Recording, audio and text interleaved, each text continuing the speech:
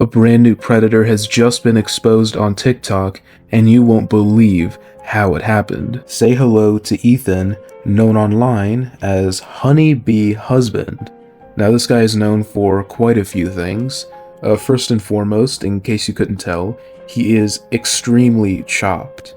Now if you're over the age of 17, you probably don't know what that means, and I don't blame you. It is Zoomer slang for ugly, and he is very chopped. And secondly, he's known for making relationship advice videos and I guess kind of fantasizing about his future girlfriend that'll never exist. It's all really complicated and really weird. And besides those two things, he's known for another thing now, and that is being a predator, but we will get into that later. Ethan hasn't really been in any relationships. He obviously, you probably knew that when you looked at him, but like I said, all his content is just relationship advice and those fake scenarios you make up in your head, like when you're taking a shower and you're making up an imaginary argument and you imagine yourself winning it. That's basically what this guy does alongside his relationship content, which again is very obvious that it's from someone who hasn't been in a relationship before. And I have a few reasons as to why I think this. Firstly, he, and I hate using this term, but I feel it's applicable in this scenario, he white knights women in his imaginary scenarios. And there's absolutely nothing wrong with supporting women or taking the side of a woman in a situation and, being understanding. There's absolutely nothing wrong with that. But there's a difference between that and what this guy's doing. In my opinion, he is doing this because he really wants, obviously, a girlfriend, and there's not much else to offer on his end, so I guess he kind of makes up for it with his unwavering support for all women. This is something I very commonly see in, I guess, incels. I hate to use that word, but again, it's very applicable in this situation. And if you don't believe me, I'm going to show you one example. This is a very tame example because the more extreme ones, or I guess the ones that prove my point the most, have copyrighted music, and I don't want to get copyrighted.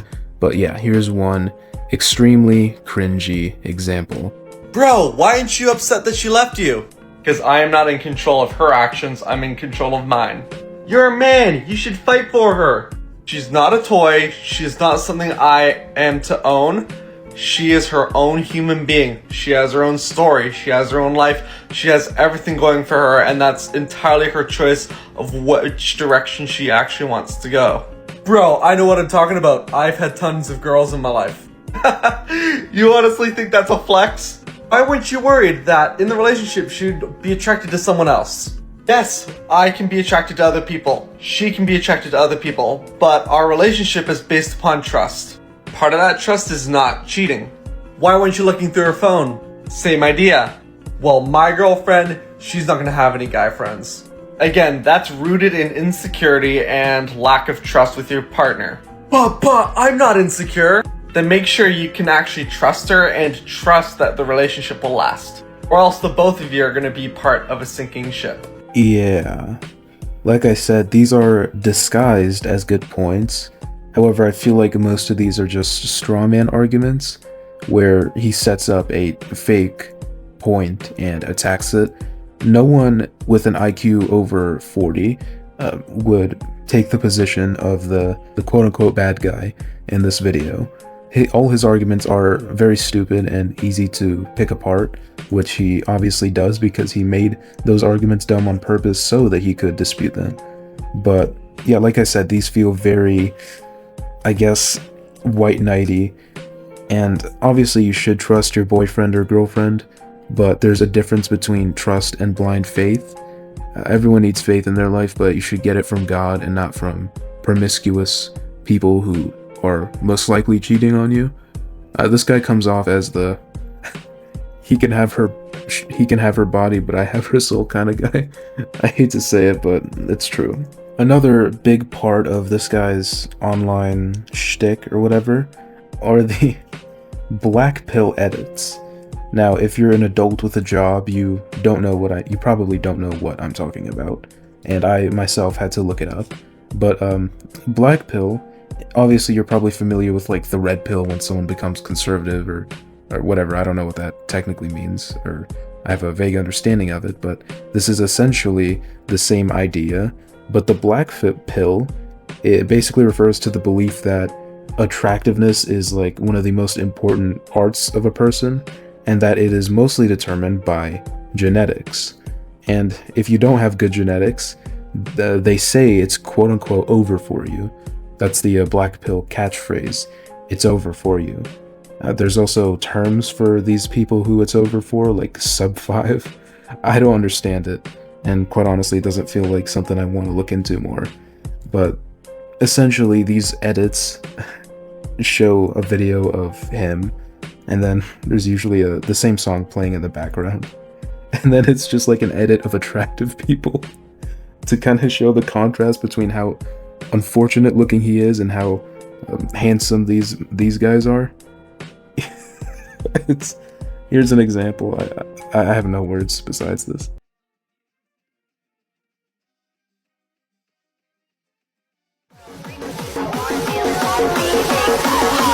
Oh my god, I want that shit.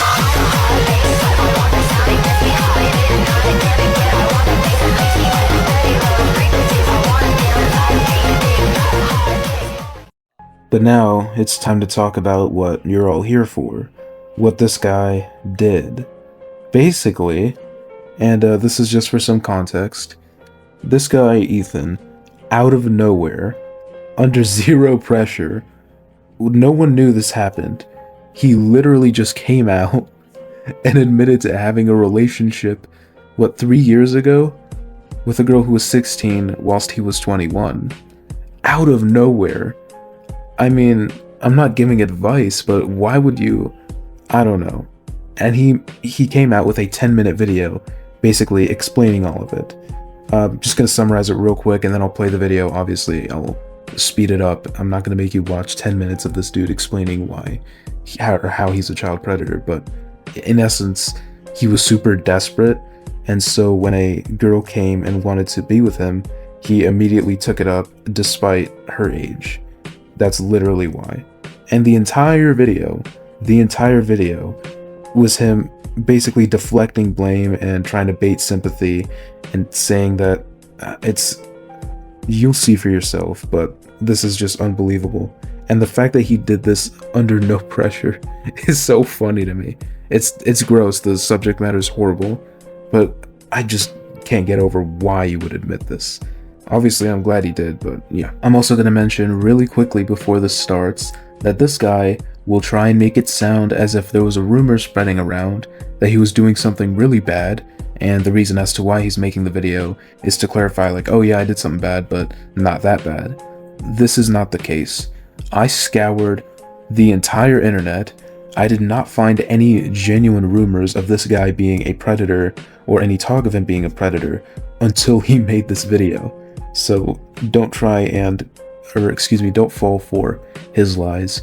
He came out with this out of nowhere, and in my opinion, he's doing what a lot of predators do, especially internet predators do, is that they address the allegations before anyone else, or address what happened, or bring up what happened, or admit to what happened before anyone else, so that they can kind of control the narrative. That is what I believe is happening here, but I'll play the video now and let you be the judge of that. I think it's time I clear the air about what happened in 2022 in November when I was 21 years of age. For further clarification, I want to also highlight that yes, I am reading from a computer. These are all the points I wanted to address and all the questions you guys might have, and that's basically it. Nothing else is scripted. So now let's start with the disclaimers. First off, there are sensitive topics ahead. There are mature topics that are going to be discussed, and this is for transparency and safety for you all. Just so we are clear, I'm speaking for myself, not the person involved. This is my side, not an excuse. What I know is what I've learned. I'm looking for respectful dialogue only, no harassment or witch hunts to me or the other person. This is not a legal statement, but based on my understanding and memory, we are recalling events from the past, which was around 2 years ago, so some of it might not be as clear as what you might assume. Now that those are addressed, let's start with general clarification. So let's start with number one. What are these rumors people are talking about? So a lot of people are claiming that I'm a certain file, that I text people who are vulnerable, I take advantage of people who are vulnerable, and these rumors are completely untrue. And the reason I say that is because I don't generally do that, and a lot of people tend to take that a lot seriously when a serious thing like this happens, and it often leads to a snowball effect where a lot of people just get really misunderstood about the situation and often twist it incorrectly. And that's not necessarily their fault. Honestly, I'll be completely clear here. I should have spoken out a lot sooner so that this wouldn't have happened. Did something happen in 2022 involving someone online? Yes. What ended up happening is that someone who was 16 reached out to me on my Instagram when I was 21 years of age. They reached out and they were like, "Hey, I like you. Would you like to be in a relationship with me?" And due to poor judgment and due to the fact that at the time I was a bit desperate, which is not an excuse, let me just specify that, I kind of fell for it, and I'm like, okay, I'll see where this goes. So I messaged them, I'm like, yeah, sure. So for a week we were communicating a little bit, back and forth, flirting, and then on a live stream on my old account, Mr. Easter Island, I specified it on a live stream, and someone on there messaged me like privately, and he's like, dude, like, this is not appropriate, and you should block them and just leave it be. So that's what I did. Immediately after I got that message, I went to them, I messaged them, I'm like, it's not okay, and I'm gonna block you. So I did block her, and yeah, I blocked her, and then that was it. My third point I have here is, why haven't you addressed this sooner? So the truth, and the honest truth, is that when a rumor spreads, it grows like wildfire. And a lot of people assume the incorrect things, and they tend to change it and manipulate it into their own kind of story. And that was what I was worried about with this video, you know? But I realized now that I can just archive it and just post it now, and if people want to cut it up and turn it into their own positions or beliefs, that I would be able to have the actual evidence there that proves that yes, what I said is a lot different than what these people are trying to portray it as.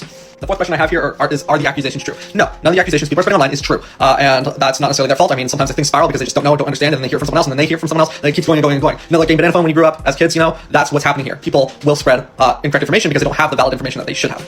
But in regards to the situation at hand, yes, it did happen, but everything they've been describing me as is not. Do you know the person's age at the time? Yes. However, due to my lack of proper judgment, I wasn't able to really comprehend why it was incorrect. And so it was entirely my fault. I was an adult in the situation, and I should have known better. But I'm very thankful that I have people in my life, especially friends, family, and even you guys, who are willing to speak out about it and be like, Ethan, that's not appropriate. Because when that happens, and when people point out my flaws or make me uncomfortable in some situations, it will never ever happen again.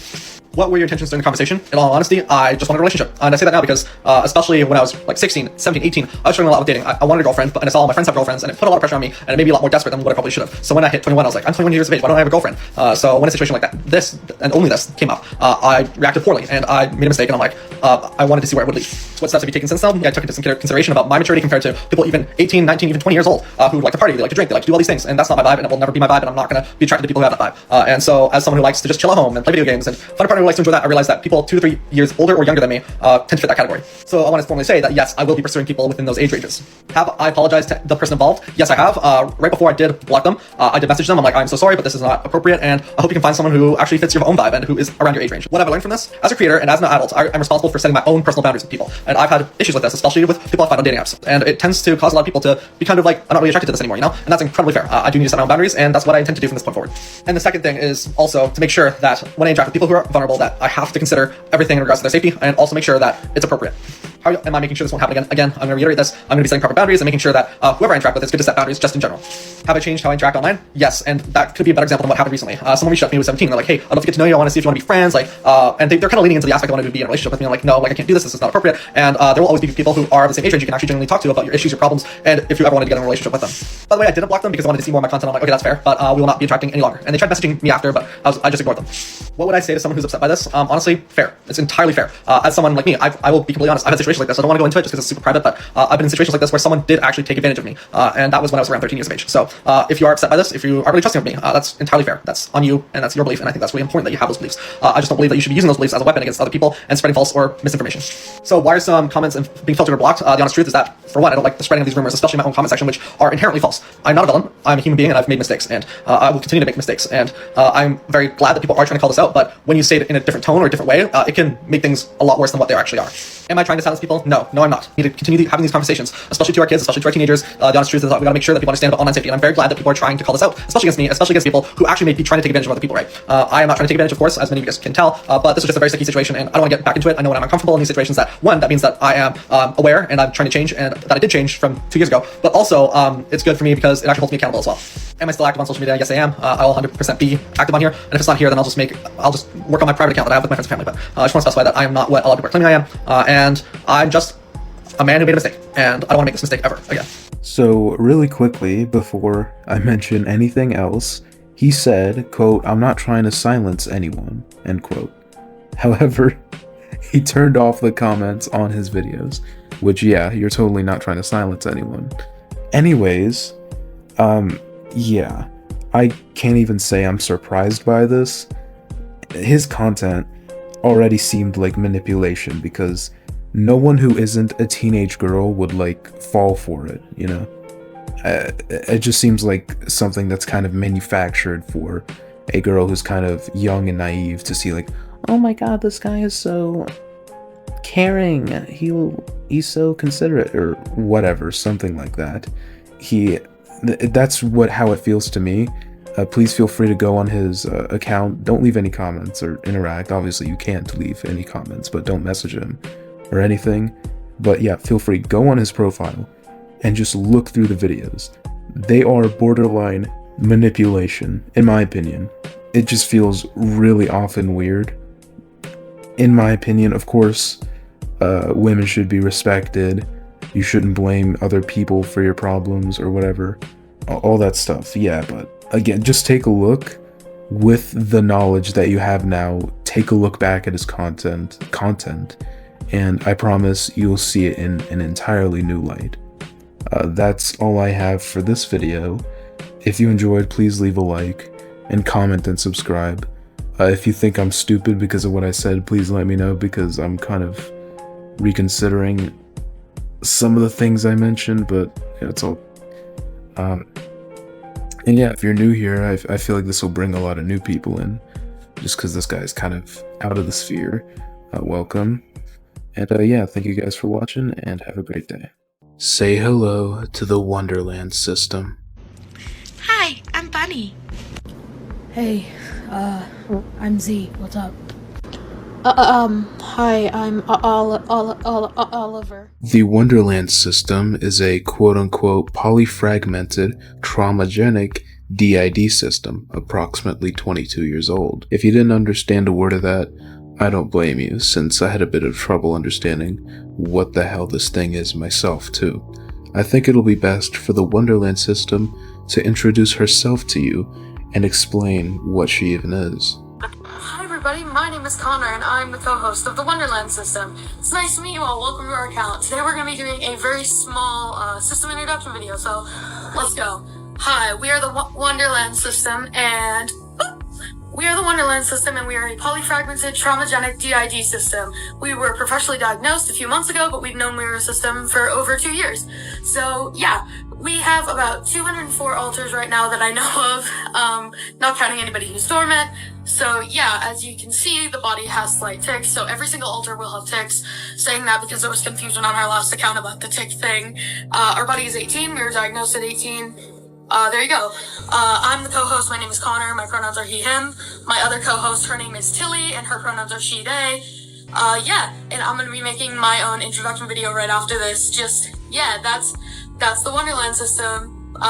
If you're still confused, don't worry, I get it. I'll explain what's going on with this individual. I'm also just gonna call her Wonderland, so I'm not saying the Wonderland system the entire video, since it's kind of a mouthful. Wonderland claims to have dissociative identity disorder, or DID for short. DID is a mental health condition previously known as multiple personality disorder. It's characterized by the presence of 2 or more distinct identities, or alters as they're called, within an individual, with each identity taking control of the person's behavior, thoughts, and interactions at different times. These alters may have their own traits, memories, and ways of engaging with the world, and the shift between them is most often involuntary. DID forms as a mental condition due to very, very extreme trauma, specifically when the person is a child. The mind kind of creates different identities to spread apart the trauma, or something along those lines. This is obviously an extremely tricky thing to diagnose, and the condition itself is probably one of, if not the most complicated mental disorders ever.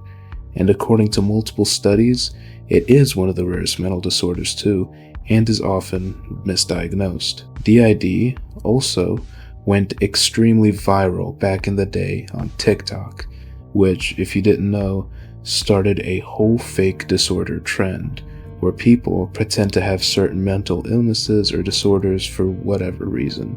The most common ones were DID and Tourette's. If you don't know what Tourette's are, it is a neurological disorder characterized by involuntary movement or jerking, known as tics. Wonderland herself coincidentally popped up at the height of the fake disorder epidemic, and as soon as she did, she blew up, specifically from one video where she introduced all her so-called alters. Hi, I'm Bunny. Hey, I'm Z. What's up? Hi, I'm Oliver. Hey everybody, I'm Ben.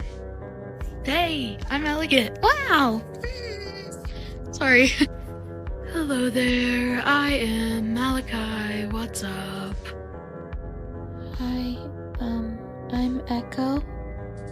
Hi, my name is J. Hey everyone, I know I look like shit, but it's red. Hi. Hey everybody, my name's Sayori. Yo, I'm Beatrix, what's up? Hello everyone, my name is Ophelia.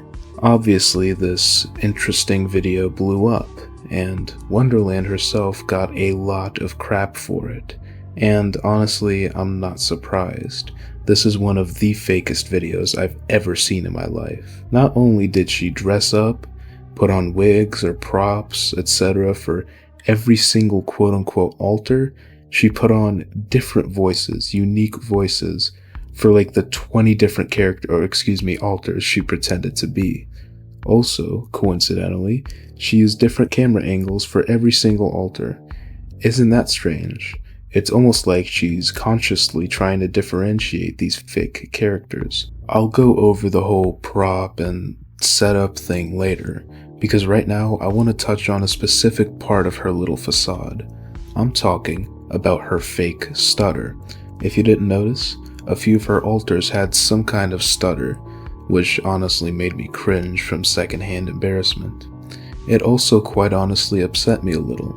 As someone who does stutter quite a bit, it's pretty offensive to see someone so obviously fake a stutter for internet attention. You may not notice my stutter at all or think it's not a big deal since you quite honestly don't hear it much.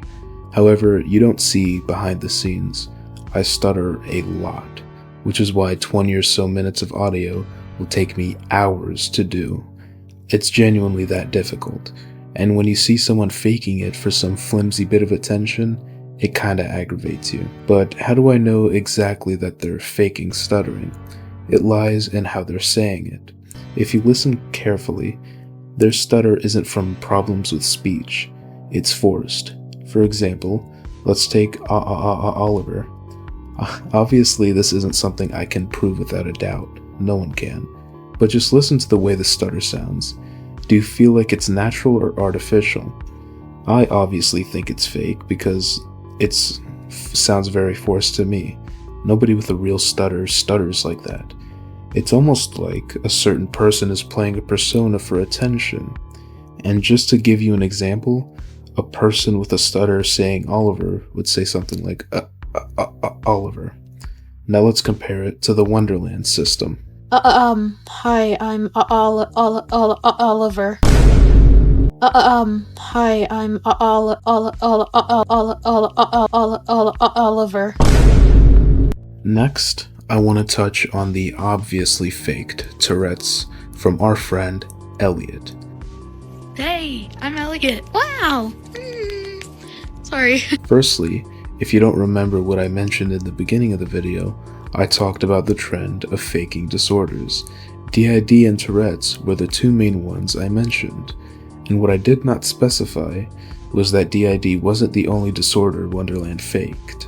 Tourette's, just like DID, was an extremely popular disorder to fake, and coincidentally, at the height of the fake TikTok disorder epidemic, she somehow had Tourette's too. This specific alter, named Elliot, has Tourette's, or supposedly has Tourette's. Now, I'm not a neurological specialist, but I have done research on Tourette's for this video and for a few previous ones. I also have a good friend in real life who suffers from Tourette's, so I do have background knowledge on the disorder. And I'm not going to act like some genius on this topic. If anything, I know enough to know how much I don't know. However, it doesn't take a PhD to know bullcrap when you see it.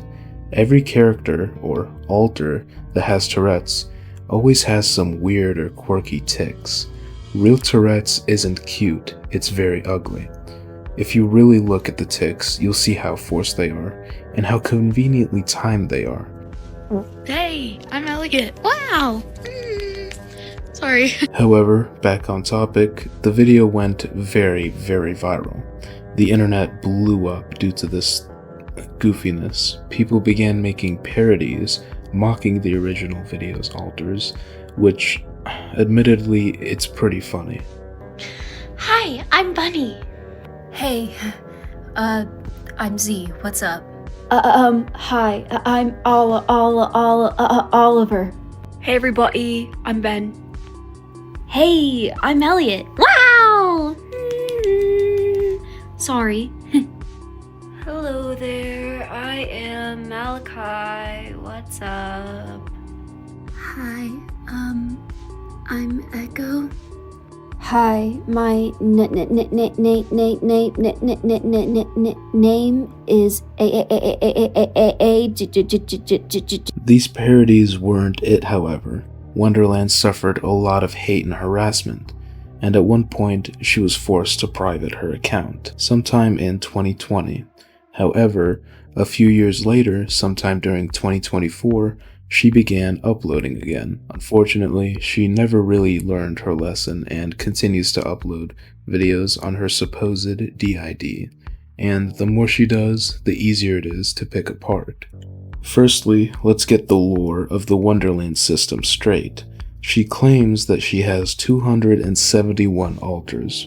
Over 200 of them are quote-unquote non-humans, which include, as she says, animals, demons, elves, fairies, ghosts, goblins, and gods. Oh, and hybrids, which these ones we really don't see too much, coincidentally. So, hi. For this question, we have this app where we track all of our system information, like types and numbers and all of that stuff, and I just checked and we have near 100 non-human alters, so a lot of us are non-human, and I made a little list of all of the species that we have that are non-human, so I'm just gonna go through that real quick. We have animals, demons, elves, fairies, ghosts, goblins, gods, hybrids, which are like, you know, an animal and a human put together, robots, sea monsters, angels, aliens, and skeletons. So there you go, those are our non-human alters. I don't know if I said it yet, but there's around 100 of us who are that. Yeah, hope that helps. The alters also include something called littles. Littles are basically child alters, and the Wonderland system has a few of them. I think it's with these where the fakeness becomes extremely apparent. For example, here's the first one that I was able to find, and fair warning, it's pretty cringeworthy. Hi everyone, my name is Sky, and this is my alter intro. Sorry, I had to get my little note pulled up so I know what to talk about. So my pronouns are she, her. My age, I'm not exactly sure how old I am, I just know that I'm a little. I'm a human. My role is a trauma holder and a symptom holder. So I front during traumatic events, I help with flashbacks, I front when our symptoms are worse, so I can handle them. Types, I'm an emotional part, an EP. I'm in the main system. I don't front very frequently anymore, but I used to. My appearance, I have long blue hair. I have a lot of freckles like this. I wear round glasses. I wear a lot of sky themed stuff and a lot of blue. I if you can't tell, I really like blue. Yeah. So, what else should I talk about? So I really like horror movies and scary stuff like that. My favorite food is anything blue raspberry. Sorry, I'm rambling. I just didn't know if I was supposed to talk about more stuff, but, yeah, I guess that's it. Bye. This next one, though, is especially important. Hi, my name is Luna, and this is my alter intro. So I'm just gonna read off my paper here that says what I'm supposed to tell everybody, okay? Okay. So I just said my name, so we can skip that one. My pronouns are she and her. I'm a girl. Age. So it's a little complicated, but I age side from 2 to all the way to 5. Okay. I'm a human, just a human. My role, I'm a soother. So I guess I help people feel a little bit better sometimes, and I help people calm down and keep us happy. Types, I think I'm an AMP. I think so. And I'm a little, obviously I'm a little. I'm in the main system, yeah. And then I front, not as much as I want to, honestly. I used to front all the time, but I haven't fronted in a while. So that's not great. Something I wanted to touch on with this individual is the constant dressing up for each distinct alter. If you look at actual, professionally diagnosed DID systems, you'll see that each alter more or less looks the same, and most likely you couldn't tell the difference unless you were to ask. However, the Wonderland system is a little different. Every single time we see an alter on screen, they have an entirely unique outfit on. Most of them even have specific wigs and props. Do you want me to believe that this Wonderland system individual puts on makeup, a wig, clothes, and props every time they switch alters? And about the animal alters, she's claimed she has some, but never ever specified or showed any of them, which leaves a lot of questions. For example, is there a dog alter? If that alter starts fronting, which is what it's called when they're taking control of the body, if that dog alter starts fronting, does she start walking around on all fours and pooping on the floor? I don't know. Make it make sense. Wonderland also revealed an apparent new boyfriend recently. This guy looks about how you'd expect. They made an introduction video for him, and it is interesting. Hi guys, it's Kyler, and this is our boyfriend Darren. Hello. So we're gonna be doing some frequently asked questions, just a couple. So to start off, who is he dating out of the system? The easy answer is basically all of us. Obviously he doesn't treat the littles like he's dating them because that'd be really weird. But yeah, you can do the next one. Alright, another one I get a lot is, does littles fronting make me uncomfortable? No, they made sure to warn me a lot about like what would happen if a little fronted, and now they're basically just adorable and I love them very much. Okay, the next one is, what if an alter doesn't like him? We haven't really run into that problem yet, and I don't know if we will, but if an alter doesn't like him, they probably just, I don't know, we'll just interact a little bit differently. But we haven't had that problem, so. Right, and I guess I would try to win them over without pushing boundaries. Because... No, we have had that problem, and you did do that. True. So... Actually, that did happen once. Yeah. Alright, and who did I meet first? On our first date, it was an alter named Mateo fronting, and then pretty much mostly from there, it was Dahlia, who has made a alter intro of y'all. So. Yeah, because she was our host at the time. Right. She's not anymore, but... Yeah, okay, that's it. If you have any more questions, you can DM either one of us. I'll add his account in the comments or somewhere. Bye! Bye. Hi everybody, welcome back. We're back with our boyfriend Darren, and we're going to be answering a couple more frequently asked questions.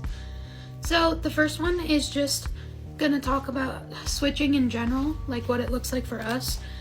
It can differ, but even in the same system, there can be different kinds of switches, but usually ours we dissociate for a couple minutes, depending on the communication between the two alters, and then we switch. Usually they're triggered, which can be either by positive things or negative things. And a question I get a lot is, what's it like dating someone with DID? And essentially, like, a lot of the core principles of dating, I would say, are pretty much the same. As for me, I find that I'm someone who has been gifted with lots of patience and understanding. I feel like that contributes a lot in our relationship, and I feel like just being patient helps so much. And for me, I put in a lot of time to not helping understand, but understanding y'all as much as possible, and kind of just working as hard as I can to make y'all feel as comfortable as possible. And just things like that, like switches throughout the day, just trying to keep up with who's fronting as best I can, because it makes them the happiest. But I would say it looks pretty similar to a normal relationship, just with a few extra things. Okay, that's all we prepared for today, but if you have any questions, you can DM us and maybe we'll answer them next time or message you. Bye! There are a few things to pick apart with this post, so let's start. Firstly, Wonderland claims that he's dating basically all of them, her words not mine, which doesn't make the most amount of sense since all the alters have different orientations. Why would the straight male alters and the lesbian female alters be dating this regular man? Plus, what about a non-human alter or a little? I know that Wonderland said he doesn't treat the littles like he's dating them, but I call cap on that. The littles are definitely his favorites, with the non-human alters being second and the regular alters being third. But in all seriousness, this is just another piece of evidence that Wonderland is faking DID. From what I've seen through research and through watching content of actually professionally diagnosed DID systems, a whole system can't date one person. Most of them don't even date outside their own system. And the dating that I have seen outside their own headspace is alter specific, which means one alter has one specific partner. It's pretty obvious that Wonderland is faking and most likely fooling this poor random guy, which is why somehow her whole quote-unquote system is dating this one dude. Pretty suspicious, isn't it? He later made an intro just by himself, and it does provide a little more insight into him. Hi guys, I am Wonderland's boyfriend, and I'm just going to be doing a boyfriend intro. I'm sure you've seen my comments or seen me around, but I just wanted to introduce myself a little bit. My name is Darren, D-E-R-O-N. I am 19. I'm a dude, just so he, him, whatever. Don't care that much. I'm 6'3". Let's see, my hobbies include singing. I like to sing like opera. I beatbox. I like to play tennis, video games, art, pretty much all things like that. Let's see. My birthday is in like March, so I'm just like a couple years younger than Wonder. I have her over here next to me. One of the most important things to me is mental health and kind of just being supportive to all who need it. I am autistic, and when I got diagnosed for autism, my diagnoser person said I had like 90% of ADHD, whatever that means, so take that as you will. But yeah, just wanted to share a little bit about myself, and I'll put a comment down in the comments. If you want to go follow me, then I post stuff there as well. So bye-bye. Have a good day. Now we ask the question of what even is the Wonderland system. I think we can both agree she doesn't have DID, not in the slightest. However, I'm not going to sit here and pretend she's mentally okay. This is obviously a very mentally ill individual, and I would strongly advise her to go to an actual psychiatrist and get some help. She's still young and there's still time to save her. Thank you all for watching. Please comment your thoughts, it helps with the algorithm. Also like and subscribe if you do enjoy and would like to see more. Thank you and have a great day.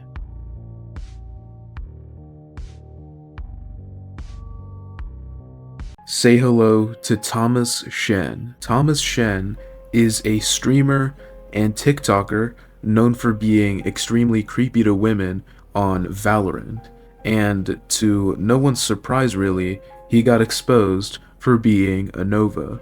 He originally got popular on TikTok where he would post quote-unquote funny clips from his streams. And if I'm being honest with you, a majority of them were just him harassing females in his game. And to a really creepy point, it felt as if he had more of an attraction to younger sounding voices. And don't worry, I'll show you examples later. But I don't know how, I mean, a lot of people picked up on it early on. If you look through his comments, predating him getting exposed, he was being called like a predator and whatnot, because as soon as he goes into the match and he hears a little young female voice like, "Hi guys," something like that, he immediately mutes himself in the game and starts saying, "Oh chat, she sounds so cute, that's the love of my life right there." And you know what, I'll just show you an example, and trust me, you'll get exactly what I mean. Hey, Rena, how do I say your name? Gio? Yeah. Gio? Yeah. You wanna do your next game? Blind, eh? Your thoughts? Yo, hello? Hello? You wanna play? Wait, how old are you? Oh, I'm like 20 something. How old are you? I'm 14. Yeah, you heard that correctly. He genuinely went into a game, heard a very obviously young voice, flirted, and then come to find out she's a minor. And he willingly posted that as some kind of silly me. That's just like, that alone should have been like really creepy to people. I don't know how not a lot of people caught on. Number one, I just hate these kinds of people who go into a game, hear a female voice, and like, "Oh, I need to marry her," because that's literally all this guy does. Go through his TikTok before he deletes it, and it's just clips of him being extremely inappropriate and like flirting with every single female voice he hears. And I'll show you later in the video, but his teammate, another I assume a woman, well, I know it's a female, but a woman as an adult, who he was talking to, surprisingly, actually like called him out on it and called him like, you're being a predator right now. It's wild. But anyway, I know what you guys are here for. Him getting exposed for being a predator. The story goes like this. He met a minor off of Omi TV, and I'm guessing it's like what, an Omegle ripoff. And this minor gave the conversation over to this individual by the name of FaZe Nighthawk, who took it from there. I'll play the video. It's absolutely gut-wrenching, and the things he says are unbelievable. Wait, I recognize you. You're that guy who came to meet a 10-year-old girl, and also a 10-year-old girl, isn't it? Why are you guys recording? Well, you know why we're recording, man. If you want to ask questions, why are you here to meet a 10-year-old girl? No, can you please put the phone down? Can you please not go meet a 10-year-old girl? I'm not here to meet a 11-year-old. Okay, show me the phone then. Show me that I've got the wrong person. Can you please put the phone down? I'm gonna call the police. Call the police. Go ahead. Make my job easier. Please, go ahead, man. Can you put the phone down? Why would we put the phone down? What's the reason? Because, I think I've seen your videos. My is kind of hard. I want you guys to write it. What does that even mean? Sorry, I made a mistake. By the way, that's a very clean jacket, man. It's very fresh. What sort of jacket is it? Please put the phone down. Do you truly believe you did nothing wrong? No, I did something wrong. What was the thing that you did wrong? Shouldn't have came here. Why is it wrong? Because they're underage.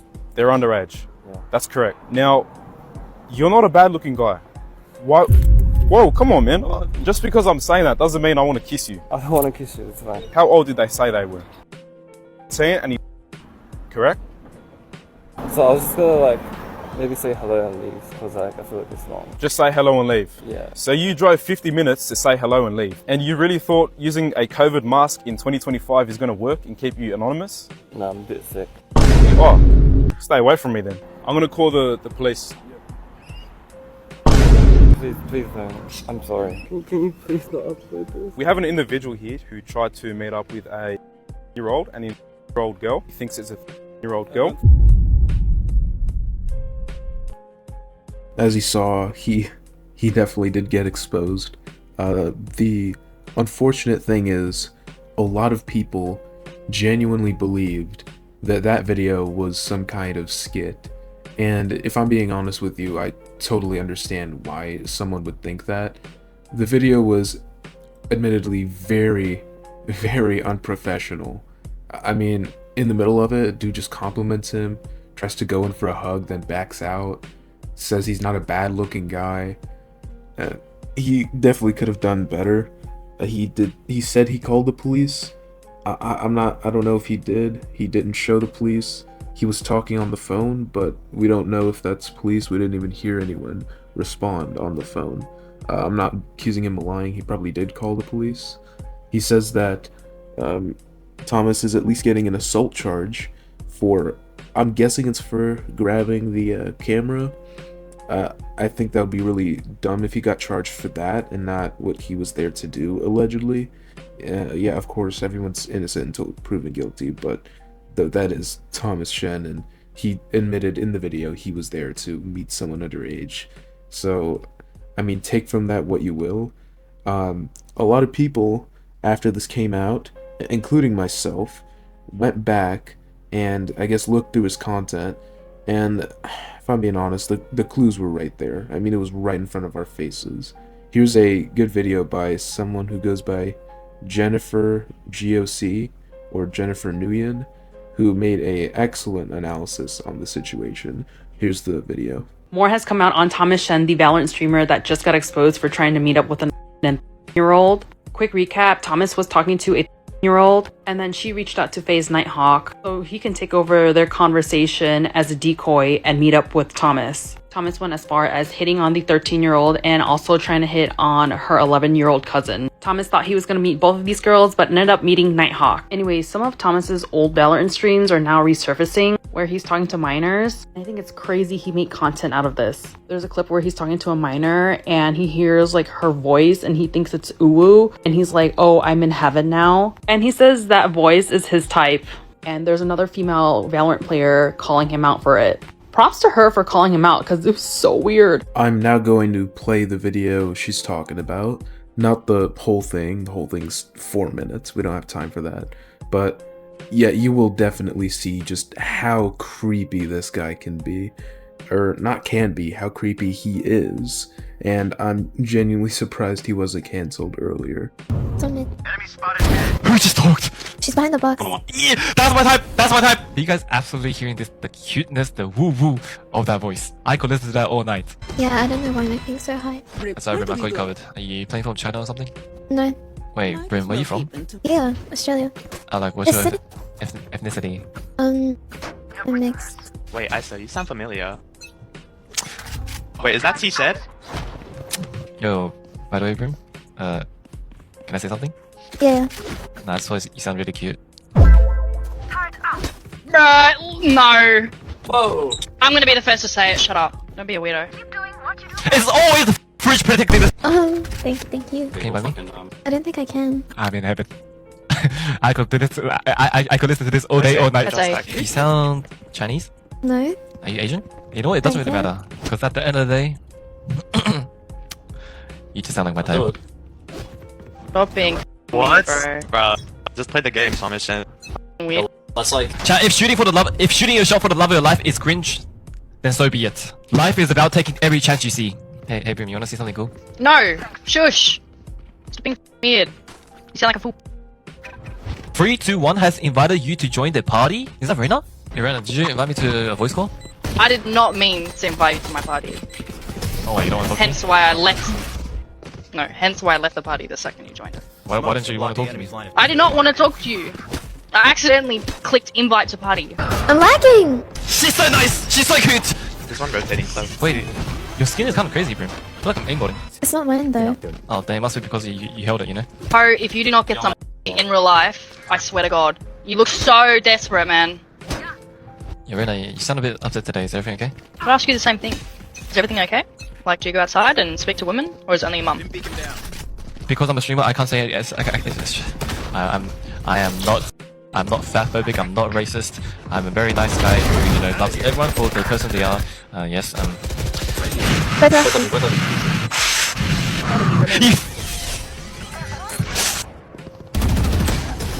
Oh, that was bad. I'm sorry, guys. Damn your ass! Okay. Oh, your game is even more ass. Wait, you're getting clogged. No, I just thought Brim sounded really cute. You know? It's complimenting someone's voice. I just thought Brim sounded really cute. It's complimenting someone. In real life. Like you sound like you're about to bust over a voice, you freak. Yeah, you sound like you have boyfriends. Have you ever dated anyone, Reina? Yeah, I'm currently in a 5-year-long relationship, and what? Well, that guy must be like, you know, having some serious issues. You can't clock me, huh? You could pay money for this shit. This is hilarious. Chat, I can't say anything bad! I'm a streamer! The moment I say something bad, I get cancelled. How is this fair? See what they're doing, Arthur? That's what you don't do in real life. What are they doing? Oh my.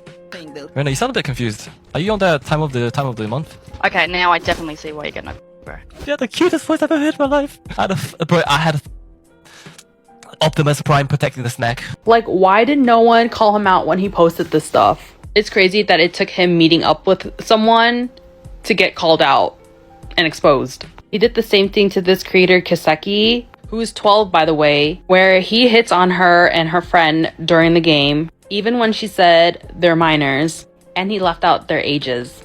And so many other creators are coming out exposing Thomas when he was reaching out to them when they're like underage. So for those who are saying that this guy is not Thomas Shen, I think everything we're seeing come out with this guy's comments and behavior towards minors, it matches. That's all I have for this video. In summary, this guy is creepy and disgusting and weird. Yeah, I feel like that's something we all gathered from this video. Please don't do what he did, and not talking about the predator stuff. Of course you shouldn't do that either.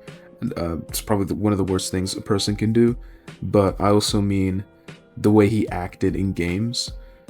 It really gets to a point where like a woman can't even turn on her mic in public games because dudes like this harass them. It's really creepy. Like, just be respectful and be a decent person. I mean, obviously this guy probably couldn't get too much play in real life. That's why he had to settle for younger individuals who, how should I say this, are a lot easier to manipulate. But either way, that's the end of this video. Thank you guys for watching. Please like and comment and subscribe. I'd appreciate it, and have a great day. Say hello to Alexandra Sable. Alexandra Sable, aged 28, is a unique case for this channel. If you somehow don't recognize her, this is the mother that went viral early last year for feeding her kids extremely unhealthy foods.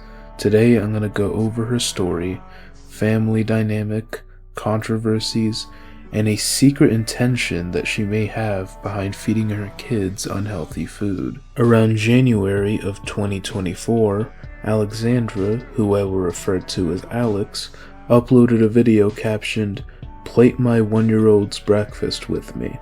In this video, she uses a spoon to cut up prepackaged powdered donuts. This was coupled with a drinkable applesauce packet.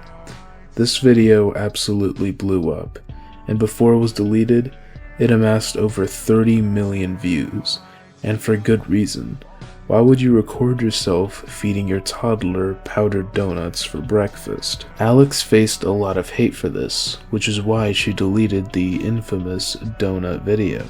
However, around the same time, Alex would release another cooking video that went super viral. It's the #1 video on her page, and as of now, it's amassed over 65 million views. The video starts off with her half emptying a bottle of seed oil into a pot, then exclaiming to the camera, "I injured myself trying to cut fries, so someone else had to do it." Alex then proceeds to handle raw meat with the open cut she just showed the camera.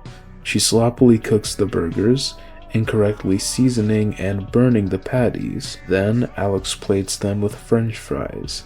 And voila, that's the dinner for the toddlers. The comments on this video were mixed, but mostly negative. Some highlights include, "Girl, you need some cooking lessons. That pan been through it. I think I'm gonna hug my mom," among others. The interesting thing is, after those 2 food videos came out and went viral, Alex had a short stint where she cooked healthy food. For example, this video that came out only a month after the oil video. Many commenters pointed out that she looks a lot better in this video. saying her overall aura was changed, and I did notice that too. This new aura, in my opinion, can be attributed to a few things. Firstly, she doesn't have her glasses on, which do clutter the face area a bit. She also has her hair up and is wearing visibly cleaner and more casual clothes. On top of that, the lighting is better, so she does look better in this video. Here's a comparison between this and a previous video where you can see for yourself. But anyways, in the video, she starts off by washing strawberries. Then it cuts to her pouring eggs into a pan with a bit of cheese. The rest of the video goes well. She cooks the omelet for her kids and serves it with yogurt, granola, and fresh berries. In my opinion, this is the perfect diet for your kids. I understand moms need breaks sometimes, and I'm not going to sit here and pretend I never ate anything unhealthy as a kid. But in this day and age, when over 40% of Americans are obese, raising your kids to eat healthy is one of the most important things you could do as a mother living in the United States, especially when the mom herself is part of that 40%. Kids will pick up their parents' behaviors and lifestyle, which is why setting a good example is necessary. We'll go more in depth with this in a bit, but now I'll continue covering Alex's TikTok. She continued on her health journey for a bit until she either got lazy or didn't care anymore, and switched back to an unhealthy diet for her kids. Speaking of her kids, she has 3 of them. As of now, they are roughly 2, 5, and 8. The younger ones usually stay with her, whilst the oldest, the only boy, stays with his father. Alex and the father of her kids are separated. However, she isn't single. When Alex initially went viral, she was actually in a throuple, a couple that consists of 3 people. Alex is polyamorous, which doesn't surprise me honestly. She fits the stereotypical look of someone who is polyamorous. She had a boyfriend and a girlfriend who all lived with her. None of them worked and instead lived off of government assistance. Eventually, both Alex and James, the boyfriend, broke up with Dee, the girlfriend. The split seemed to occur amicably. However, Dee's friend posted a screenshot on TikTok accusing Alex of a lot of horrible things. A friend of Danny's posted allegations that were damaging enough to ruin Alex and James's life. She alleged James is still into Danny, but won't leave Alex because of the kids. Yet, James allegedly resorted to DV on the kids when Danny left. James allegedly told the friend that Alex also uses DV on the kids, and the only reason he didn't report it to child services is because he's just as guilty. Danny's friend also pointed out Alex's lazy behavior, such as allegedly making Danny get up with the kids in the morning, allegedly not taking care of her health to the point basic tasks make her lips turn blue, and allegedly not preventing her son from getting a concussion from threatening to take his own, even adding she didn't advocate for her own son at the hospital. To sum it all up, Danny's friend accused Alex of caring more about TikTok than her children because she didn't take full custody of her son, who was allegedly mistreated at his biological father's house. Alex later responded, which ended the drama. Get ready with me while I address my relationship questions that I've been getting. With that being said, a lot of people have been asking, am I still with Dee? Am I still with James? And James and I are no longer with Dee. And I'm not going to talk bad about her. We are still friends with her, and our kids still have something to do with her because kids don't understand breakups. They don't understand why someone moves out, someone's not with us anymore. So our kids still talk to her. Our son still plays Fortnite with her. So I'm not going to talk bad about her. We are still good friends with her. As far as the drafts I posted yesterday, I did spend quite a bit of money on her, and no, I do not regret it. I did let her keep all the stuff about her while we were together, and I have no animosity towards her. It was not like a rough, crazy breakup or anything like that. We just grew apart, I'll say. And so, yeah, me and James are back to just being a couple.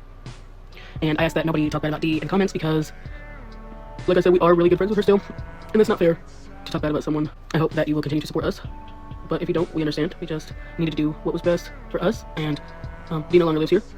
But like I said, we still talk to her, the kids still talk to her. So we wish Dee all the best, and I hope that she finds happiness. And yeah, so I just wanted to address the relationship because I've been getting a lot of comments about it recently, and felt like you guys needed to know because it's been a couple days now since the breakup and her moving out and stuff, and I'm still getting comments because I haven't formally addressed it. I wasn't going to do a video on it, but I feel like you guys deserve to know. And yeah, so moving forward, please no more comments about Dee because she does not live here anymore and is not with us anymore. So other than that, I hope you guys have an amazing day. I hope you guys are safe, and I love you guys so much. Thank you for your continued support. I love you all so much. Have an amazing day, and I'll see you guys. Probably dinner video, and yeah. So have an amazing day. Love you guys. Bye. While this controversy ended, all her other controversies didn't. There was still the issue of her feeding her kids unhealthy food. And you might be wondering, what constitutes unhealthy in my book, and in the books of all her commenters and haters? Well, half bottles of oil for a single dinner isn't exactly the healthiest thing in the world. Fast food catering every other day isn't very healthy either. Donuts and pastries also aren't very healthy, etc., etc. Alex likes to use the income excuse to disregard the criticisms about her cooking, saying that she couldn't afford to buy her kids healthy food. This is absolutely and unequivocally false. Before she started making a ton of money on TikTok, Alex was raking in government assistance and food stamps and other programs. And not only that, all two of her partners were on government assistance too. Even if the income excuse was true, Alex has continued feeding her kids garbage, and income isn't an excuse. As she admitted, she makes a lot of money on TikTok. But how much does she make exactly? I used Influencer Marketing Hub to find out. It's a TikTok income calculator, so we can see roughly what Alex makes. Firstly, she averages 1 million views per video, which is absolutely insane. And if we multiply that by the average TikTok creator RPM, which is the amount of money a creator makes per 1,000 views, 70 cents, we get $700 per video. Influencer Marketing Hub estimates she makes at least $844 per video, and it can be as high as $1,200 per video. And as if that wasn't shocking enough, it's estimated she makes anywhere from $12,000 to $17,000 a month, which is $150,000 to $200,000 a year, more than a doctor or a lawyer. Alex doesn't hide her insanely high income either. She uploaded a Christmas haul for her 5-year-old daughter, where she spent $1,400 on a bunch of toys for one 5-year-old child. Talk about plastic waste. Alex doesn't shy away from spending this money on herself either. In this video, she admitted that she was on tirzepatide. If you don't know what that is, it is a relatively new diabetes medication which is also used for weight loss. A single round of treatment, 28 days, costs over $1,000. A lot of people also excuse Alex's bad food choices with a lack of knowledge on nutrition, which is complete baloney. Alex knows what's good for her kids and what's not. And if you want proof, let's look at this recent grocery trip Alex had only a few months ago. Here, Alex goes grocery shopping and actually does a good job, grabbing fresh produce, meats, cheeses, butter, Kodiak pancake mix, protein bars, etc. Now, let's compare it to an even more recent grocery haul, only a couple months ago. She, again, starts off really good, picking fresh fruit, blueberries, bananas, strawberries, Honeycrisp apples, which are actually pretty good, and some vegetables too, celery and carrots. However, as soon as Alex gets her hands on some donuts, it all just goes downhill from there. She gets candies, Pop-Tarts, off-brand Lunchables, gummies, pre-made pancakes, cheese.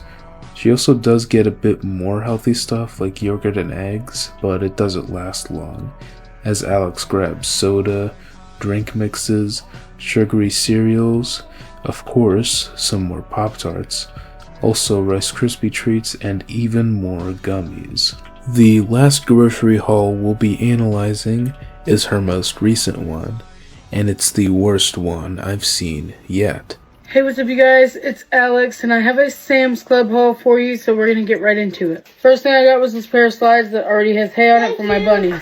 I got this bag of broccoli. I got these steak burger patties. This 2-pack of ground turkey. I got 3 of these pot pies. I got these veggie garden chips for spring. These sea salt veggie chips. I got a 3-pack of whipped cream. I got a box of go-go squeezes. I got this pack of pork chops. This pack of steaks. Big bag of waffle fries. Got a pack of chicken breasts. A pack of chicken tenderloins. A book for one of my daughters, Puffy. I got turkey bacon. And I still haven't gotten a haircut. He still has not gotten a haircut. Can't get those at Sam's Club. Nope. I got this big thing of Kodiak pancake mix. Big bag of fruit snacks. Box. These deep dish pizzas. I got this peanut butter and chocolate squeeze thing for my kids' lunches. Got a Minnie Mouse book for my 3-year-old. I got a big box of garbage bags. Big box of Dino Nuggets. Ice drinks. Big thing of Pringles for my kids' lunches. Big box of Pop-Tarts. 2 boxes of Honey Bunches of Oats. Lost another nail. 2 boxes of Lucky Charms. And another box of Pop-Tarts. Good night. Have an amazing day. Sleep well. Sleep good. Have an amazing day. I love you guys. Bye guys. In case you didn't notice, there was 0 fresh fruit or vegetables in this haul, besides a single bag of broccoli, which Alex conveniently showed in the beginning. $450 spent on groceries, and no fresh fruit, almost no fresh vegetables, and almost all processed, packaged, and frozen junk food.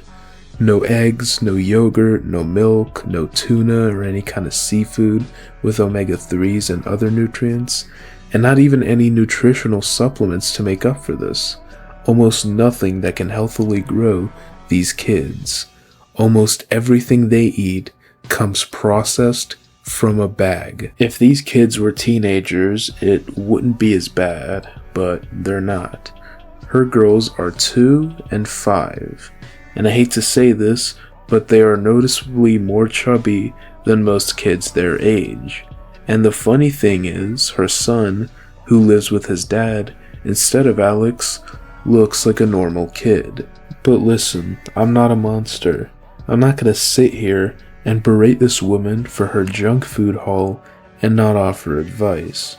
So I will be taking her $450 budget and getting a much better and healthier grocery haul, and I'll be choosing Kroger as my store of choice since it's fairly cheap and has numerous locations in Alex's home state. Firstly, let's get the essentials straight. 3 boxes of trash bags so she can start cleaning up the mess in her house, and some cleaning supplies since she obviously needs them. Next, we'll get some drinks. A 12-pack of zero sugar Dr. Pepper, a 12-pack of zero sugar Coca-Cola, and a gallon of Arizona and Diet Sweet Tea. Now let's get started on the food. We're getting organic, unfiltered, extra virgin 100% olive oil, organic 100% pure avocado oil, and Pam non-stick olive oil spray. No more seed oils here. Then we start off with the fresh fruit and vegetables. We get a pound of broccoli, 2 bags of bell peppers, a pound of asparagus and cucumber, 2 pounds of tomatoes, 2 bags of russet potatoes, 1 bag of Yukon Golds, 1 pound of sweet potatoes, 4 cobs of sweet corn, a 3-pound bag of Cosmic Crisp apples, 2 honey mangoes, a bag of mandarins, 2 boxes of strawberries and blueberries, and a bag of cotton candy grapes. We still have $300 left to play with, so let's move on to the proteins. A pre-marinated pork loin, 2 large packs of boneless, skinless chicken breasts, a pack of all-natural ground turkey, a massive pack of cubed stewed beef, strip steaks, eye-round steaks, 3 pounds of 80-20 ground beef, fresh Atlantic salmon, 10 cans of tuna, premium pork sausage, smoked sausage, and 24 grade A large eggs.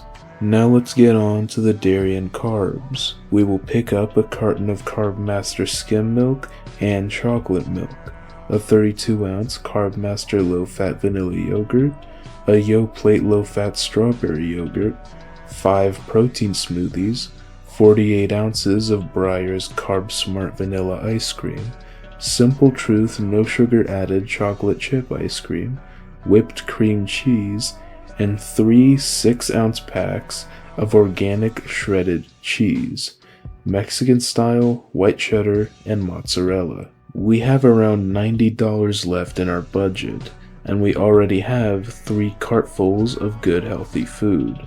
Let's get some snacks for the kids now. After all, what kid doesn't like treats? We're gonna get a 40 count of Welch's mixed fruit snacks, a box of Kodiak chocolate chip protein flapjack waffles, a box of Kodiak fluffy frozen blueberry waffles, a box of Kodiak frozen dark chocolate waffles, 5 different easy to make muffins and brownies, and a box of Fiber One chocolate fudge brownies. We still haven't reached the budget limit, so I think it's a pretty good time to get some carbs in. We start off with 2 loaves of white bread, 2 loaves of honey wheat bread, a 3-cheese family-sized tortellini pasta, 2 boxes of spaghetti, 2 boxes of bow tie pasta, 2 boxes of fettuccine, and 2 boxes of elbow macaroni. If you're wondering where the pasta sauce is, I included plenty of ingredients that are sufficient to make pretty good homemade pasta sauce. In fact, I'll even throw in some butter. And there you go. A whole shopping trip for the same amount as Alex spent, but 1,000 times healthier and better. I hope this disproves the lack of knowledge theory as to why Alex doesn't shop healthy, since I am a 18-year-old who's never spent over $100 on groceries, and I was able to come up with a way better grocery haul in just a few hours. Now, let's move on to the other theories as to why Alex doesn't feed her kids properly. The most popular one that I've seen is that she's lazy. And I'm not going to sugarcoat it, Alex has shown to be extremely lazy. For example, here's a cleaning video she uploaded. This took place in a house with 2 other adults, who, by the way, stay home all day, including Alex, and it's still in this state. There is no excuse for this. As a mother, you need to set an example for your daughters of what kind of person they want to be. What are these kids supposed to do when they grow up seeing their mom living in trash from food and Amazon packages? While this theory is extremely plausible, I have another, more sinister theory. I believe that Alex is purposely feeding her kids bad food because it gets her views. I know that a theory is just a hypothesis until proven, so let's do the math. I took her top 20 most popular videos and I sorted them by healthy and non-healthy. For example, a healthy meal would be this beef pasta dish, but an unhealthy meal would be this, where she just pours half a bottle of seed oil into a pan. So, of her top 20 videos, 16 contained unhealthy meals and 4 contained relatively healthy meals. However, one of the healthy meals was for her boyfriend, but I'll count it anyway because I'm feeling generous. The 16 unhealthy meals amassed a total of 261,200,000 views, while the healthy videos only amassed a total of 60 million views. Which means, on average, Alex's unhealthy videos gain 1,325,000 more views. If you don't believe me, Alex said it herself. We got pizza.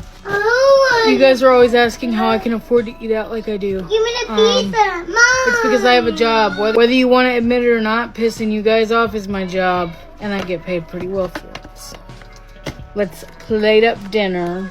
In conclusion, is Alexandra Sable the worst mom on TikTok? The answer is no, not even close.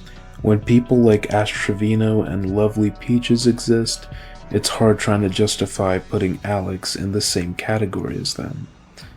This is it for this video. I put an unbelievable amount of work into this, so if you could just like and comment, that would be amazing. Thank you and have a good day.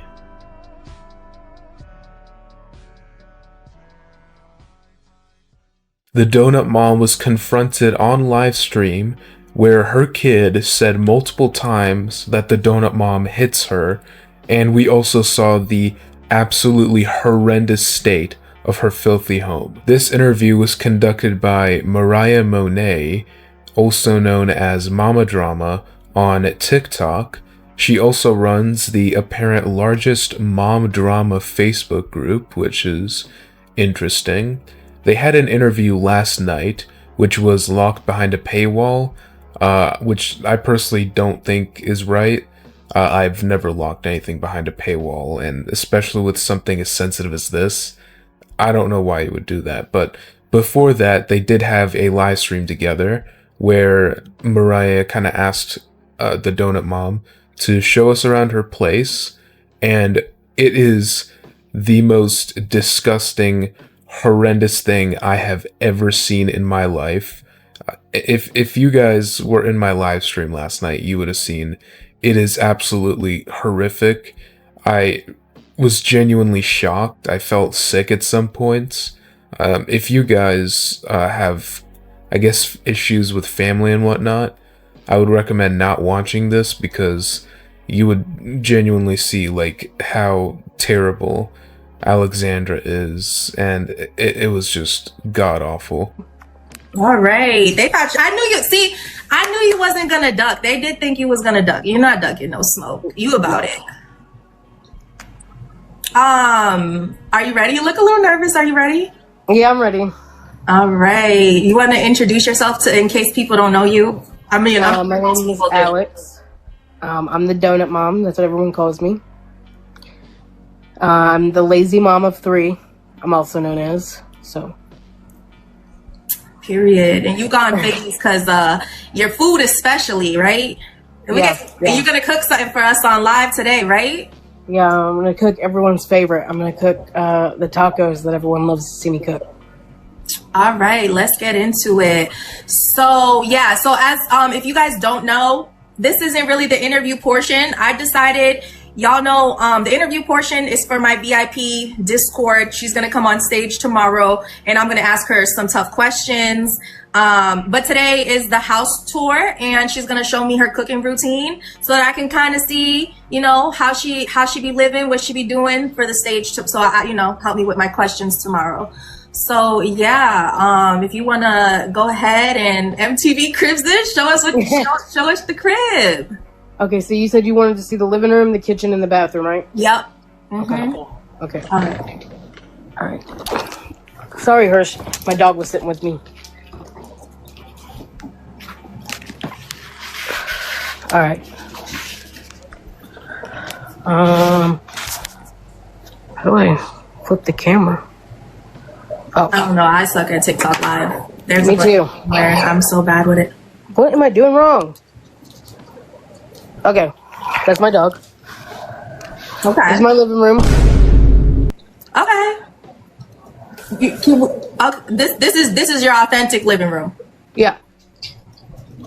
Yep. Okay. Yep. I didn't clean it all today. I wanted you to see what it looks like on a daily basis.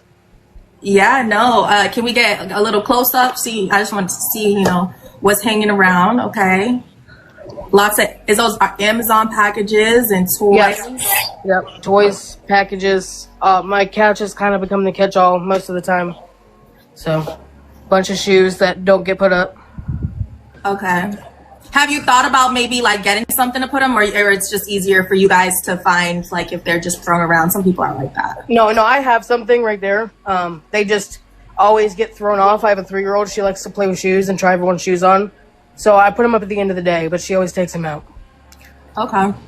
So. And then how many kids you got living there? 3. 3. Okay.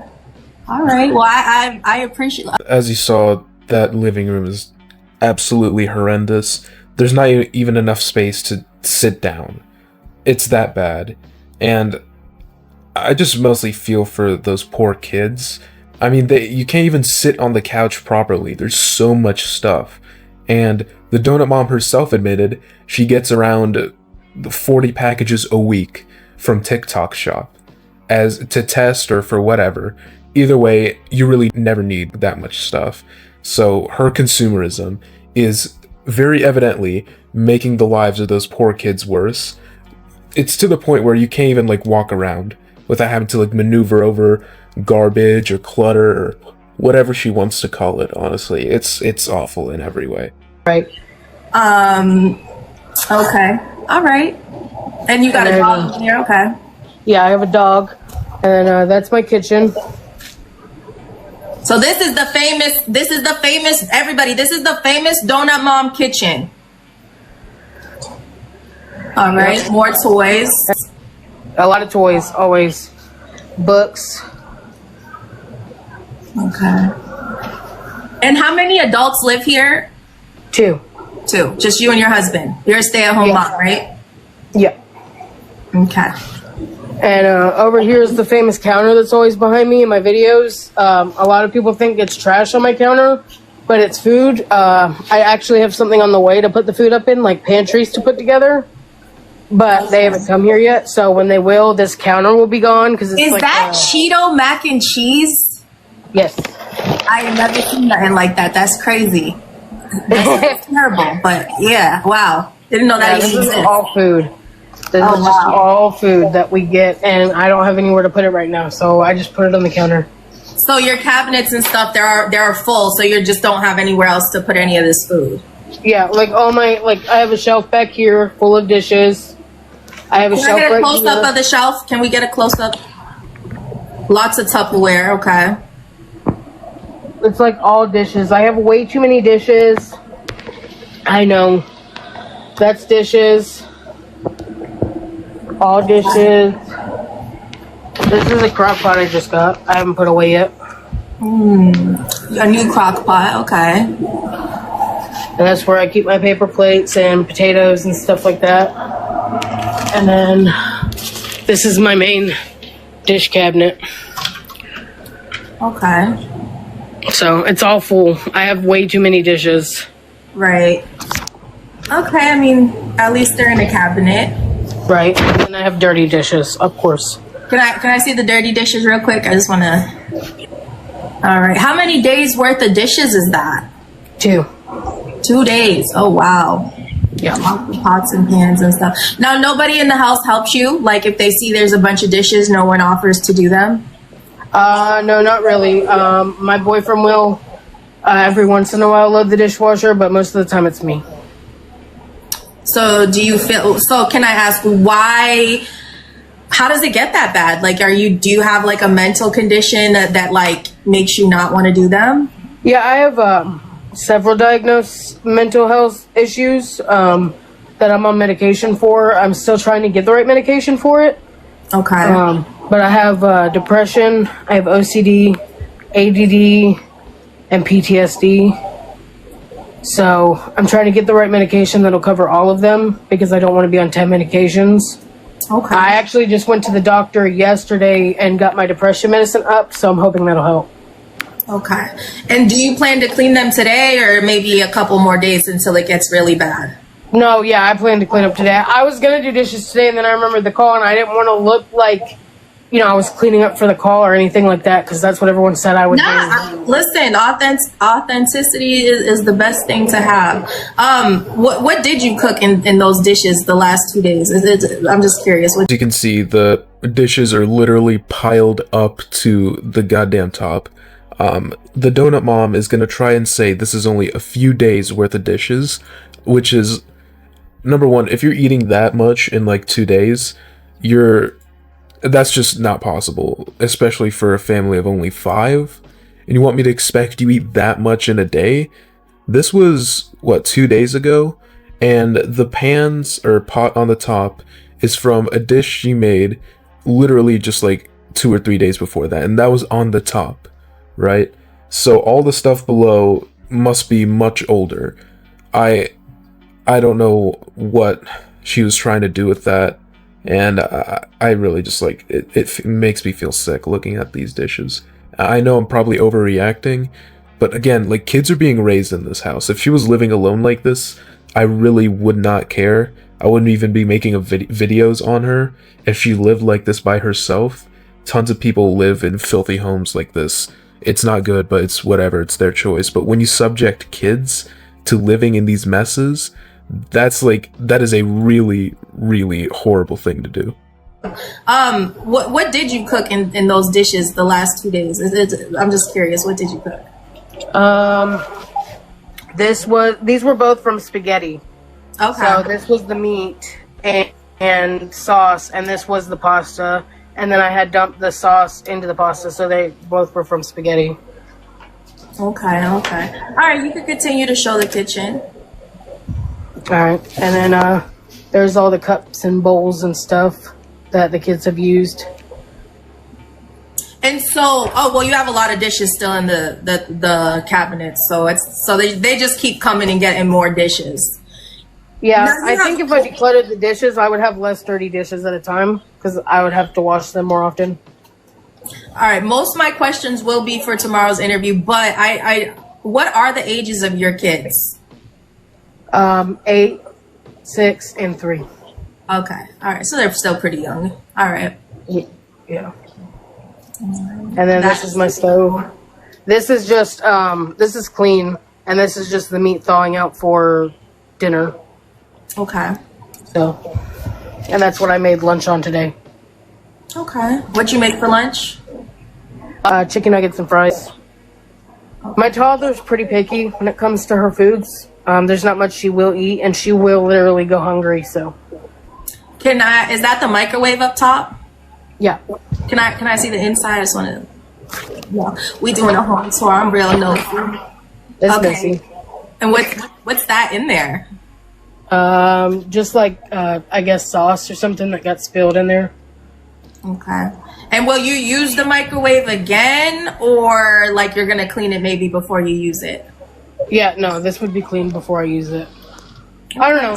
I might would use it again. Yeah, I mean, wow. All right, continue. But yeah, that's the microwave. And like I said, the stove has to be cleaned. Oh wow, okay, let me see the stove. Okay, what now? This is how much buildup? How much buildup is this? 4 days. I literally cleaned it the other day. Not you, my dog. Sorry. Oh, I literally cleaned it the other day, but it spilled over when I was boiling the noodles the other day. So. Okay, so it caused that. Okay. Usually it's actually worse than this. Oh, I'm spilling water. So. Oh, you said usually it's worse than that? Yeah, usually it's worse. Okay. Did we see the oven? Yeah. Okay. And when's the last time that was cleaned? Like 3 weeks ago. Okay, 3 weeks ago. Okay. All right. Well, thank you for showing that. How often do you use that oven? Every couple days. Okay. All right. At least you cook. You don't order out a lot. It looks like you cook a lot. Yeah, I cook a lot. I usually only eat out like 2-3 nights a week. If it's a busy week with like soccer and stuff, 2 to 3 nights a week. Otherwise, once a week. Okay. All right. That's good. All right. You can continue. Okay. And that's my kitchen table. And that's still from lunch? Yeah. Okay. All right. Yeah, that was cleaned off last night, but Okay. And then it's trash. Yeah, hold on. Where? Right there by your feet. That's all trash. This? Oh, that's your daughter's chair. Is that trash or what is that? No. A toy she was playing with. Her detangler from when I brushed her hair and her brush.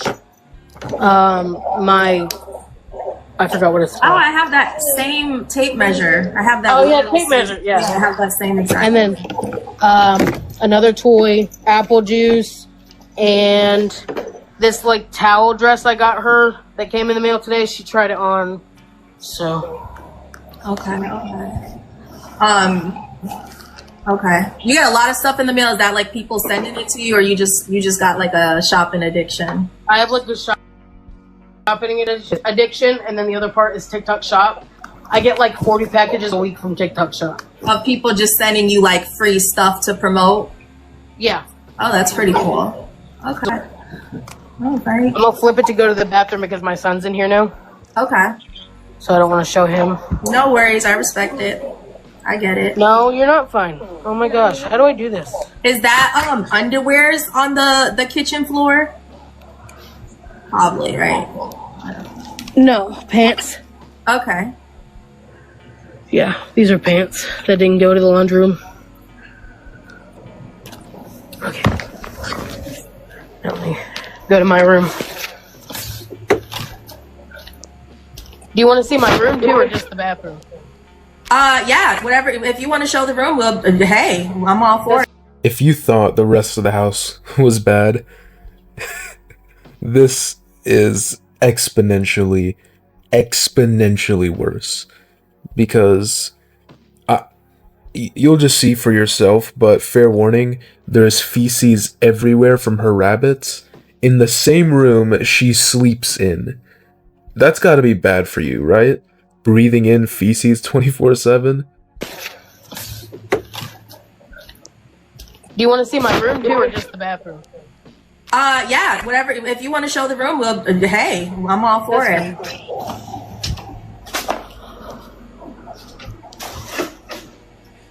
What?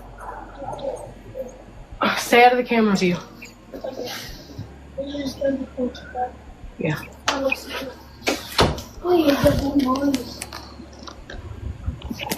Okay. So that's all stuff. That's all my like miscellaneous like Hello Kitty stuff, and those 4 are Christmas gifts I bought that I just haven't put away yet. Okay. And that's my bunny's like, pay. You don't have bureaus? You put it all in buckets? Yeah. Okay. Yeah, I don't have a lot of storage space. Okay. That's my bunny's hay, my bunny's pellets. Okay, so you have your bunnies like hay and pellets in your room where you sleep. Yeah, the bunnies are in here too, except for one of them. Wait, the bunnies are in your room? Like, are they in a cage or they're chilling in your room? 2 are in a cage and the rest just chill in the room. Can I see the bunnies? Yeah. Are they under the bed, Jace? Wait, this is your room where you sleep? Yeah. And that's your bureau. And so the bunnies are in the room where you sleep, and they well, obviously they're not trained because they poop everywhere. Okay, so this is the room, and the They do have litter boxes, but unfortunately we're still working on it. Okay. Here's 2 of the bunnies. Let me see if I can get them to come out. Honey Bun. Allie. Come here. Alright, I'll give them food so they come. Come here, babies. You want food? You want to eat? Yeah. Come here. Oh, wow. Look at, he was really hungry. How cute. That's Honey Bun. The bunny's cage looks more organized than the rest of the house, so shout out to the bunnies. Oh yeah, we take care of our animals. Their cage gets cleaned every day. So at the end of every day, I clean their cage. Okay, that's really good. At least you clean the animal's cage. That's important. Maybe. And then her sister is back there, but they look identical. And then this one is Hope. Hi, Hope. How are you? You see her? You can't see her, baby. Again, most of the questions will be in the interview tomorrow. But how do you how do you deal with all? Does the rabbit poop smell? Like, how do you deal with that while you're sleeping? No, so the rabbit poop is just like regurgitated hay. So it's not like regular animal poop. You can look it up. It's just like dried hay. Okay, so can we get a fact check on that in the comments? So rabbit poop is just regurgitated hay. It's not like bad. It's not like real poop. Can we get a chat GPT on that? Okay, continue. All right, that's my bed. And do the bunnies come up there and sleep with you, or? No, well, only one can jump on the bed. Hold on, bub. Go ahead. Go ahead. No, go past. Oh, this is one of our biggest bunnies. Oh wow. She's a whole Flemish jackrabbit. giant. Her name is That's Remy. a big old bunny. Yeah, she's huge. Hey, baby girl. Hey, baby girl. Hey, baby girl. There's hope again. Google says, there's a couple answers. Google says it's chewed up hay. So rabbit poop doesn't poop, is what your guys are saying. I've never even thought to. It definitely. Okay. All right. Well, I'll have to look up the rabbit thing myself. Yeah. Okay. Now we're going to get into what, in my opinion, is the worst part of the house, the bathroom. And this is where I'll tell you, if you have a sensitive stomach, skip ahead, because it is genuinely gut-wrenching, the state of her bathroom. I mean, she has old bath water there. I don't know why she doesn't drain it. Her toilet is disgustingly dirty. She said she cleans it once a month, which is an absolute frickin' lie. You'll see for yourself. It's just be prepared. There's a bathroom. Okay. I was expecting worse. Oh, you look at you got even a little jacuzzi tub. Okay. Yep. And then my daughter's potty chair. We're potty training them right now. Okay. So. Can I get a close up on the sink? Yeah. Yeah, I mean, that's not the worst bathroom. And then this one has a bunny jug from filling up their waters. And a bow. Okay. Yeah. And then the toilet's right over there. Yep. It's a toilet. Yeah. Okay. Do you have a lot of guests who come over? No. Oh, okay. Mommy, Benjo. What? Oh, my son wants to show you the other bunny. Okay. Not shocking. The audience wants to see your tub. Can we see the tub? I'm sorry. I know you just left the bathroom.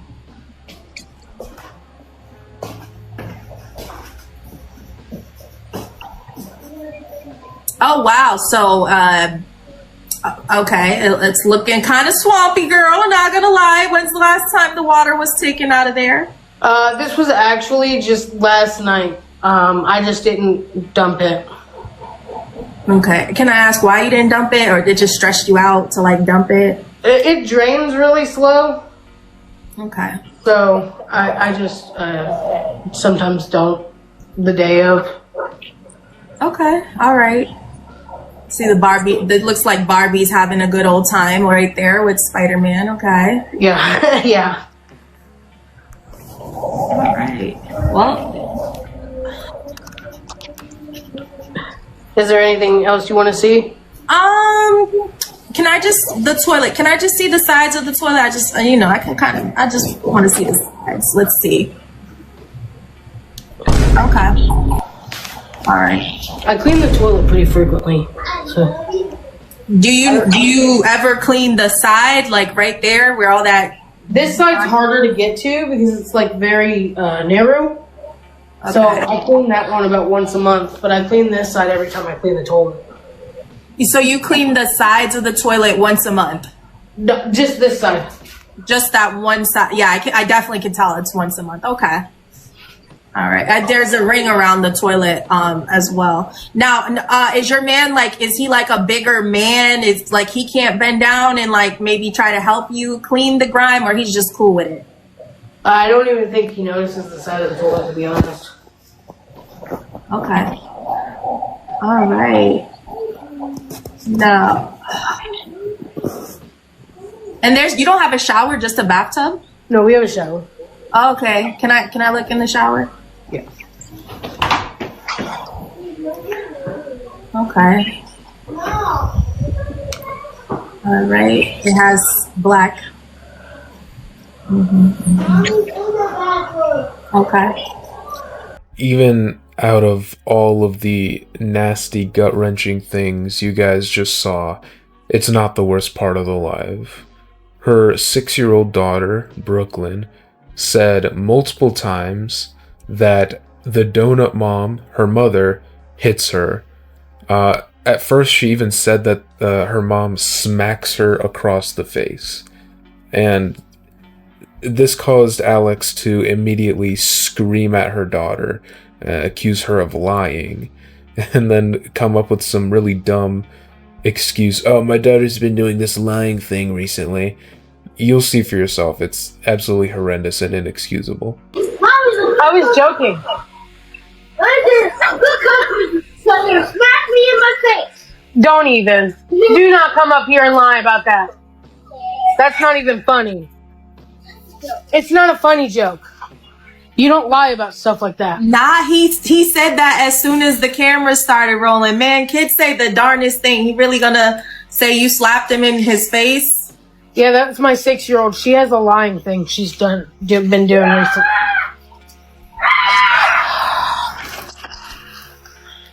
Anything else you wanna, cause you know people are about to clip that. Anything you wanna clarify so that, like, about what just happened? I don't hit my daughter. Yeah. I know that. Excuse. If you don't stop telling people that. Did she just say, yes, you do? When Yes. Jeez, Jesus. That is not funny, Brooklyn. Do you understand the repercussions that has on me? That is not something to joke about. You're not joking this time. After this was uploaded, oh my goodness, Alexandra posted a video on TikTok, which is now deleted, that is just unbelievably tone deaf. I'm so upset that she came on live and lied like that. And the fact that everyone's going to spin that, she literally said afterwards that it was a joke. But everyone's gonna take that part out of the clip and make it to where I look like a monster. But I'll clarify it tomorrow during the interview, don't worry about it. The interview, like I said before, is locked behind a paywall, which I do not agree with. I'm sure there's some, well, the lady herself, Mariah, said that she'll upload clips, so I'll definitely look over those on live stream, most likely tonight, if they're all out by then. But if not, I will do them in the future. And yet again, this just, it gets worse and worse. I mean, we knew the boyfriend hits the kids. That was a whole thing. If you guys haven't watched my most popular video on Alex, that family is absolutely god-awful. And it's just, it really is terrible. That's pretty much it for this video. Thank you guys for watching. It feels wrong to even ask you guys to like and subscribe, but please try and spread awareness about this individual, report them, and have a good day. Thank you. Say hello to Kula and Eli, TikTok's predatory couple. Eli is a predator and Kula is his defender, making for the most toxic and predatory couple I've ever seen on TikTok. Today, I'll be going through their entire history, online career, and then their controversies.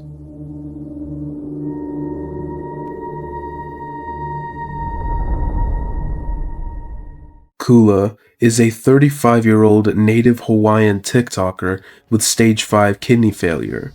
She's most known for her role-playing as characters such as Wolf Queen and Dark Queen. She frequently changes her name, using aliases like Luna and Jasmine, before reverting to her real name Kula, which she goes by now. According to sources who worked with her and her family, Kula wasn't always like this. She lived with her fiancé of 13 years, Daniel, in Hawaii, where they worked together. Since she doesn't drive, he provided transportation to work and such. Kula managed her health and dialysis treatments until she became involved with Eli. Kula met Eli through Max, Eli's ex, whose divorce has not been confirmed yet, possibly on TikTok. Kula and Max engaged in role-playing. Eli discovered Max's interactions with Kula, labeled it cheating, and considered filing for divorce. Afterward, Eli began talking to Kula, marking the start of her behavioral changes. They frequently went live on TikTok, flirting and talking, even while Daniel was in another room. Kula actively cheated on Daniel with Eli, and their relationship fluctuated until they decided to meet in person, at which Kula ended her engagement with Daniel. Using her SSI check, though she claimed Eli paid it, Kula bought a plane ticket to visit Eli, planning to stay for a month until her next check arrived.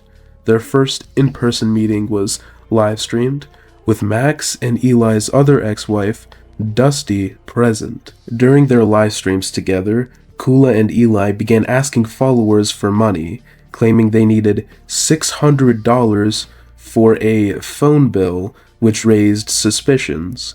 Kula falsely claimed she attended her dialysis appointments, but the hospital near Eli no longer offered dialysis services, and the closest facility was in another state. She made no arrangements to go, so clearly she was lying. Their Lolcow arc began when Kula was kicked out of Eli's place. This led to Eli calling the police on Kula after she refused to leave and broke down, citing no money or place to go. Maybe she shouldn't have abandoned her fiancé, but anyway, during the incident, Kula called the police officer cute, and the officers arranged a motel stay for her to sort out her situation. Dissatisfied, Kula demanded a better hotel, got it, and went live, showing off her room and growling, acting as if she hadn't had a mental breakdown hours earlier. She asked followers for money to fly home and reached her goal, but missed her flight after taking an Uber to Eli's place to reconcile. Eli threatened her, saying Max would beat her butt, and claimed she didn't want to be with her because he had seizures due to social media hate, alleging Kula laughed while Max helped him, though Eli never sought medical care for these claimed 8 to 10 seizures. Eli then expressed a desire to reconcile with Max, prompting Kula to leave. She raised money again, reached the airport, and returned to Hawaii, her home state. Because Kula stayed 2 to 3 extra days, lying about returning home to attend 4th of July events with Eli, who tagged her on Facebook during fireworks, she missed multiple dialysis appointments. She was critically ill, nearly passing, when TikTok followers funded her flight home. Upon arrival in Hawaii, she was taken by ambulance on a stretcher. Her uncle, her deceased mother's brother, and only close blood relative arrived, and knew about her actions from watching her live streams with family and friends. When he tried to take her phone, Kula reacted violently, screaming, crying, thrashing, and scratching at him. He left her at the hospital to avoid further conflict. Eli attempted to cheat on Kula with a woman referred to as L. L, uninterested romantically but suspicious of Eli's behavior, played along to test his intentions. Eli told L he would choose her over Kula and offered to visit Hawaii without telling Kula if L funded the trip. L clarified she wasn't polyamorous and would only be with him if he was single. One day, while Kula was at dialysis, Eli, out of the blue, blocked her on all platforms except WhatsApp to break up with her. Kula, en route from dialysis to work, frantically tried to contact him, sending moderators to reach him. She eventually connected via WhatsApp, where Eli ended the relationship. Devastated, Kula began showing stroke-like symptoms during a FaceTime call with moderators, including L. L urged her to seek medical help, but Kula downplayed it, saying she wouldn't leave work. The moderators convinced her to speak to her manager. While doing so, she ended the call with them to contact Eli, who lied to doctors via FaceTime, claiming to be her husband, while texting L that he was not with Kula. Kula was hospitalized for weeks. During this time, a Hawaiian moderator, G, visited her. While Kula was hospitalized, Eli faced exposure for cheating, sending inappropriate messages to, and flashing a moderator. some of Eli's enabling moderators recorded a call where he told Kula to choose between him and her uncle who disapproved of Eli, rightfully so. And rightfully so in regards to the uncle, not towards Eli. He also demanded Kula block G, despite G being the only moderator to visit her. Another friend who visited noted Kula only spoke to Eli, who flirted with her during the call. Kula's uncle opposed her relationship with Eli, and when Kula said she had nowhere to go, Eli suggested she live in a shelter. Eli planned for Kula to use her money to move him, despite the lack of nearby dialysis facilities. Her uncle, informed of this, redirected her funds to his account to prevent her from sending money to Eli. Text messages exposing Eli's cheating surfaced, causing Kula's blood pressure and heart rate to spike. She initially refused to believe the allegations, blaming others for her illness, but broke up with Eli, only to later forgive him and reconcile. She admitted to sending him money whenever he asked, despite others' efforts to stop her, and she still continued contact with Eli. After leaving the hospital, Kula, who'd lost significant weight, frequently shopped at the mall with money she didn't have, I'm assuming with credit, and again began begging followers for money. A Reddit post suggested she was buying clothes for a date with Daniel, prompting Eli to start a fight. Kula decided to break up with him again, discussing it with her moderators and apologizing to her uncle. During one breakup, she confessed feelings for an 18 or 19-year-old moderator, Tobias, and behaved very inappropriately, to say the least. Tobias pretended to go along with it to prevent Kula from returning to Eli. Tobias ignored her calls, but she secretly reconciled with Eli. During this period, a woman named English, known for sending money to Lisa Richards, claimed to be an ordained minister and offered to marry Kula and Eli over the phone, with another Hawaiian moderator, R, as a witness. English sent laptops to Kula and R for unclear reasons. The marriage was obviously fake, but Kula and Eli believed it was real until followers proved otherwise, noting Eli wasn't legally divorced from Max. Kula and Eli's relationship continued to fluctuate due to that. At one point, Kula, influenced by enabling moderators Tay-Tay and Jester, doxed former moderators, falsely claiming CPS was called on them. Her uncle, informed of this, attempted to take her phone, leading to a violent reaction from Kula. She later falsely claimed that her uncle hit her, showing a photo of supposed bruising that revealed only dirt and hyperpigmentation. Kula claimed R offered her a place to stay, but she flew to R's island without confirmation, later accusing R of standing her. An enabling moderator paid for her ticket to return to Eli. Kula also lied about DV to move up an apartment waiting list after Eli broke up with her again and refused to let her stay. During this time, Eli grew close to a moderator called Troubled Faith. Initially thought to be Max, but later identified as Nicole, a Muslim woman Kula met on TikTok. Eli quickly called Nicole his best friends and told others they were dating. Regarding Eli, screenshots reportedly show him cheating on multiple people. He is highly insecure, frequently asking his chat if he's losing weight and responding to compliments about Max's weight loss with, "We've both been losing weight." Eli has expressed desire for a harem, expecting partners to prioritize him and seek his approval for other relationships, which he denies, claiming, "You belong to me." However, he pursues others freely. With their history out of the way, it's time to talk about their online quote-unquote careers.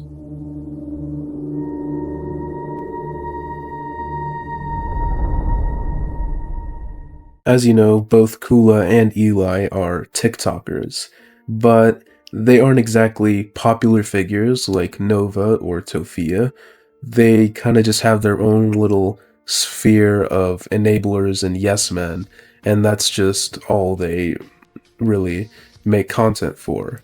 Either way, they both have a very different approach to their online careers. Eli has deleted his account multiple times and has constantly changed his name in an attempt to hide his former actions. Whenever Eli gets called out for something, he just deletes his account and starts up a new one with a different name to quote-unquote start fresh. He hates it that people only know him as Kula's ex. Also, he's never gotten very popular, at least not compared to Kula, who I will now discuss. Kula is admittedly more popular than Eli, and that is something that hurts Eli's ego very much. And speaking of Kula, her content is interesting.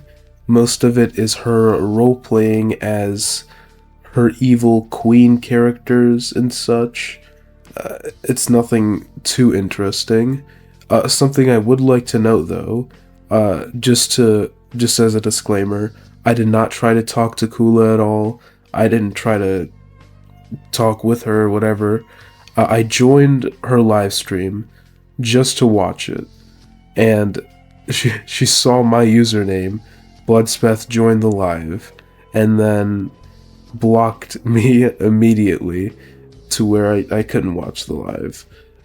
So I guess I'm in their heads or something. Either way, that's it for this section. Now it's time to talk about the real issues, the controversies.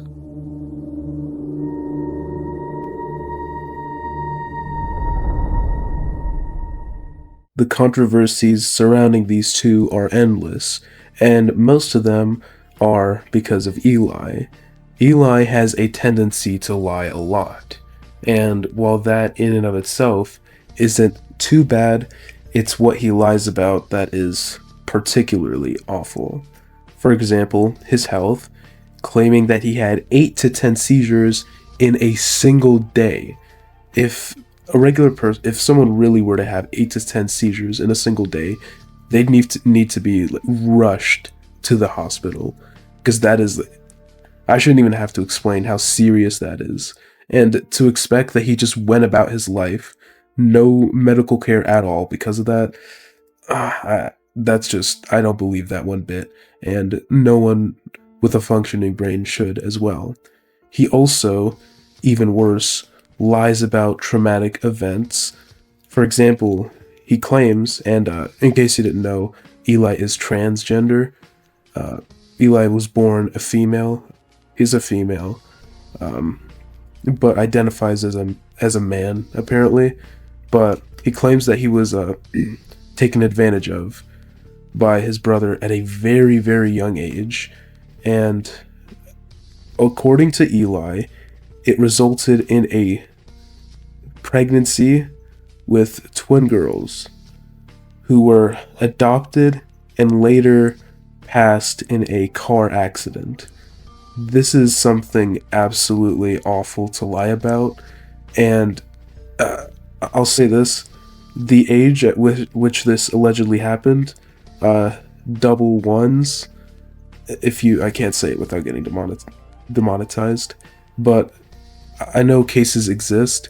Usually that isn't even possible to have kids at that age, and Eli provided no evidence of this and actually has a good relationship with his brother, so you cannot expect someone to believe that this happened. Also, when caught lying in a Discord server, Eli claimed his mother did the exact same thing to him, contradicting his previous positive statements about her, including sharing affectionate voice messages. This surprised followers who noted his pattern of lying to avoid accountability, and when he was confronted on livestream, Eli appeared confused and unresponsive. But this isn't all. I have exclusive screenshots of Eli role-playing with a minor in a not very safe for work way. Here it is. Okay, wait. I need to be honest with you before this goes further, and I'm really scared to tell you because I don't want you to stop liking me. What's up? I'm actually 17. I'm turning 18 soon this year. I heard how great you guys were to Johnny, and I want you to myself because I'm really so lonely, and I just click so well with you guys. Please don't be mad at me, I'm trying to be honest. You're underage. But I'm literally going to be 18 in August, like 3 weeks. Yep, nope, screw that, I ain't catching a charge. Who would I tell? April? Please don't leave me. Literally nobody. I don't think you're a P3DO. Literally next week, I forgot it's so late in July. August 3rd is my birthday. And F that, 18 is an adult. Replying to a message saying where Eli said, I've been called a P3DO for the last year because of the fact I got with Max when he was freshly 18 and met him when he was 17. That's literally Sunday. Yeah. And yeah, I know 18 is an adult. I don't celebrate my birthday because my home life is crap. I have nobody. April. Johnny's gonna take me out. I only have Johnny, and who knows if he'll even be out by then after what happened yesterday. You don't know that. You literally don't. He probably doesn't care. You're literally still a kid. I can't. I'm about to be 30. If he knew how mature I was, he wouldn't be saying that. Runs my hands through my hair, visibly freaked out. I'm sorry. I ruin everything. You being mature is why I thought you were of age. Frick. I know, I'm sorry. I'm bad. Now I ruin my chances with you and Kula because I'm such an idiot. Paces, my heart pounding in my chest. I'm so disgusted with myself. Stop. It isn't your fault. It's me. You didn't have a chance with Kula anyway. Okay, sorry. She thinks you're sweet and all, but she isn't into you like that. You won't even date me when I'm 18? When you're 18, yes, because then it'll be legal. So, Sunday? I'ma throw up. I kissed a minor. You didn't actually kiss me, and I'm sorry. You're making me feel like I'm a crappy person. Why stay when I just feel bad? Still a minor. Just let me calm down, okay? Okay? I hate that damn letter. Excuse me. Okay. Sighs. Okay, fine. I'm gonna leave. But no inappropriate stuff. Runs. Eli grabs you. I said stay. Until Sunday, I'm keeping this PG. I'm right here. Sorry. Cries softly. Holds you, letting you cry on me. Hugs tightly and sobs. By the way, you aren't a waste of space. I feel like it. I'm stupid. Fights the urge to do what I want to do and holds you. I just didn't say anything because I thought it'd be okay because I'm turning 18 on Sunday. I'm the one in the wrong here. I didn't think we'd move so fast. I'm stupid. You are not stupid. Keep saying that and I'm gonna break the damn law. 6 days be damned. Actually, screw it. 6 days be damned. You're mine. Holds you tightly. And you can only imagine what came after that. Here are 2 screenshots. They're really long and I don't want to draw out the video runtime, but basically it's Kula defending Eli and telling the girl, don't tell anyone your age or Eli could get in trouble. I also have 2 screenshots of a conversation between Eli and server members, including Kula. Eli says, I'm not stupid, Millie. Kula says, oh, frick, my forehead is bleeding now. I don't know who Millie is, but they say, no more lying after tonight, please. No pics or anything like that were sent. I think now is not the time to be saying that, Kula. And when I first saw this screenshot, I was dying laughing. Because apparently, from what I've heard, Kula has this weird habit where if something serious is being talked about, she does like whatever she can to bring the attention onto herself. As you saw, they're having a serious conversation, and she out of nowhere says, my forehead is bleeding now. You just can't help but laugh. But anyways, in the next screenshot, they say, no RP nothing, Kula not right now, so even this person's tired of Kula's crap. And Finn, or Eli, Finn is one of his aliases, says, we roleplayed like that once, referring to an inappropriate roleplay. Someone says, dang. Millie says, Eli, in a kind of mad tone. All in all, this video just scratched the surface of these two. If you want to watch my previous video, you can go ahead. Just be warned, a lot of the info isn't exactly accurate. Some individuals came forward and told me, hey, this stuff isn't true, this stuff is, this and that. And they actually made a server and provided me with all the info I needed. And they're apparently some very big members of the fandom, I guess you could say.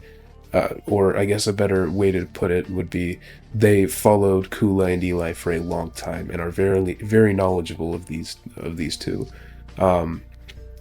Any of them that wish to be credited will be in the description, but even if they don't want to be, if they're watching this, thank you very much for the help, and thank you, the viewer, for watching. Please like and subscribe and comment. I'd appreciate all three.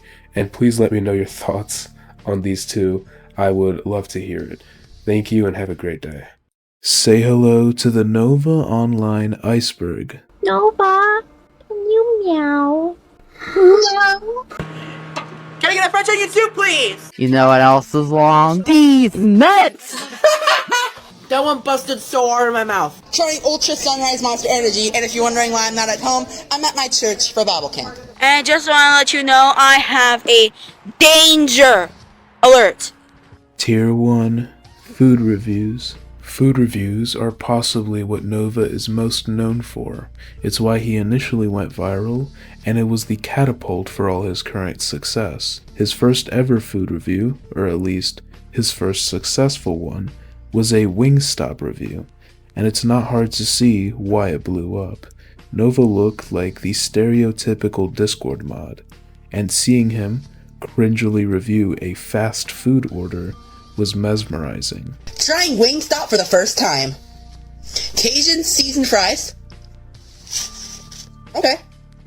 Mildly spicy, but nothing that I can't bear. These are actually pretty decent, 8 out of 10. Mango habanero wings. Oh, wow. Okay, these are very, very spicy. Oh, wow. They're very spicy, but they're still pretty good, 7 out of 10. Dr. Pepper.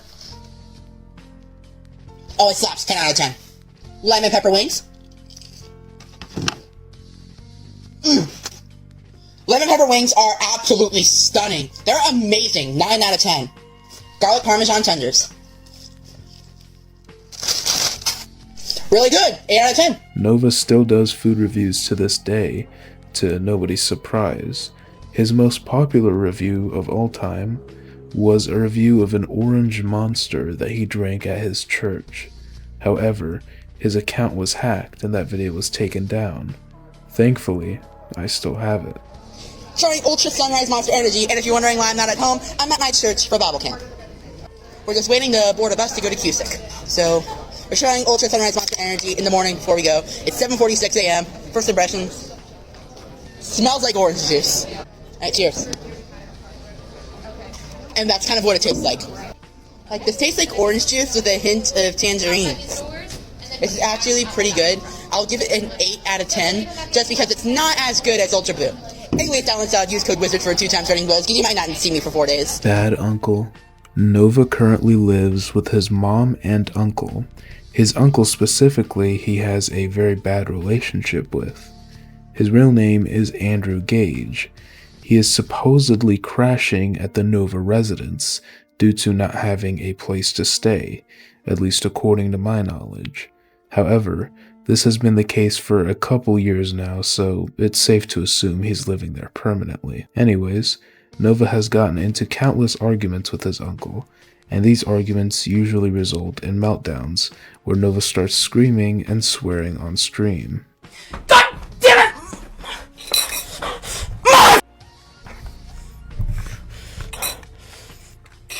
Tucker! I'm feeling my uncle! I missed what my uncle said, and then he went off a full rant! Large size. As you can see, Nova is a plus-sized individual. There is a multitude of reasons for this. Firstly, like I mentioned before, the food reviews are a big part of it. Nova eats fast food constantly and exercises minimally, which is something I'll cover soon. His pastimes include gaming, eating, watching videos, etc., etc. As you can probably make out, those don't exactly burn the most amount of calories, and Nova doesn't really put in the effort to do otherwise, which is what causes his larger than average size. Greasy hair.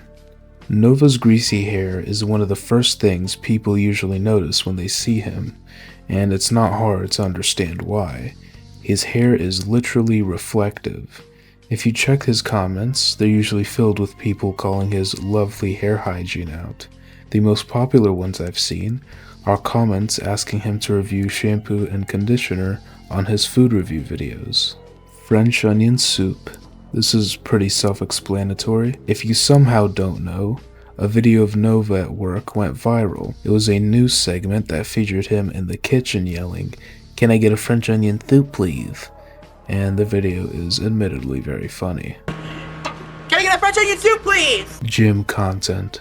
Nova used to make quote-unquote gym content, where he essentially did completely random exercises at very light weights for only a few reps and sets. Unsurprisingly, he avoided cardio entirely, which is what I would personally recommend for him, but I can't really expect him to put in the effort to go on a 10-minute run. TikTok hacked. If you didn't know, Nova's original TikTok account, the one that initially went viral and catapulted his online career, got hacked not too long ago, which caused Nova to have another meltdown as per usual. This is not a drill, this is not a f***ing drill, this is not a f***ing drill. My main account just got hacked. My main account just got hacked. I am really working really hard to get it back. I am so under so much stress right now. My main account just got hacked. I fell for a phishing scam in my email. It's just... Tier 2 Predator. Nova Online is most infamous for his predatory actions. I'll go over the initial ones that got him cancelled first, and cover the more recent ones in later sections. Essentially, Nova was caught video calling minors. On these video calls, he usually dressed up like a baby, acted like a baby, and fell asleep with them. And not only that, he was asking very inappropriate questions. These were all recorded. Nova was even caught meowing for literal minors on video, and it is hilarious to see. Nova. Nova. Nova. Oh my God. Can you meow? Meow. Yeah. Can you purr?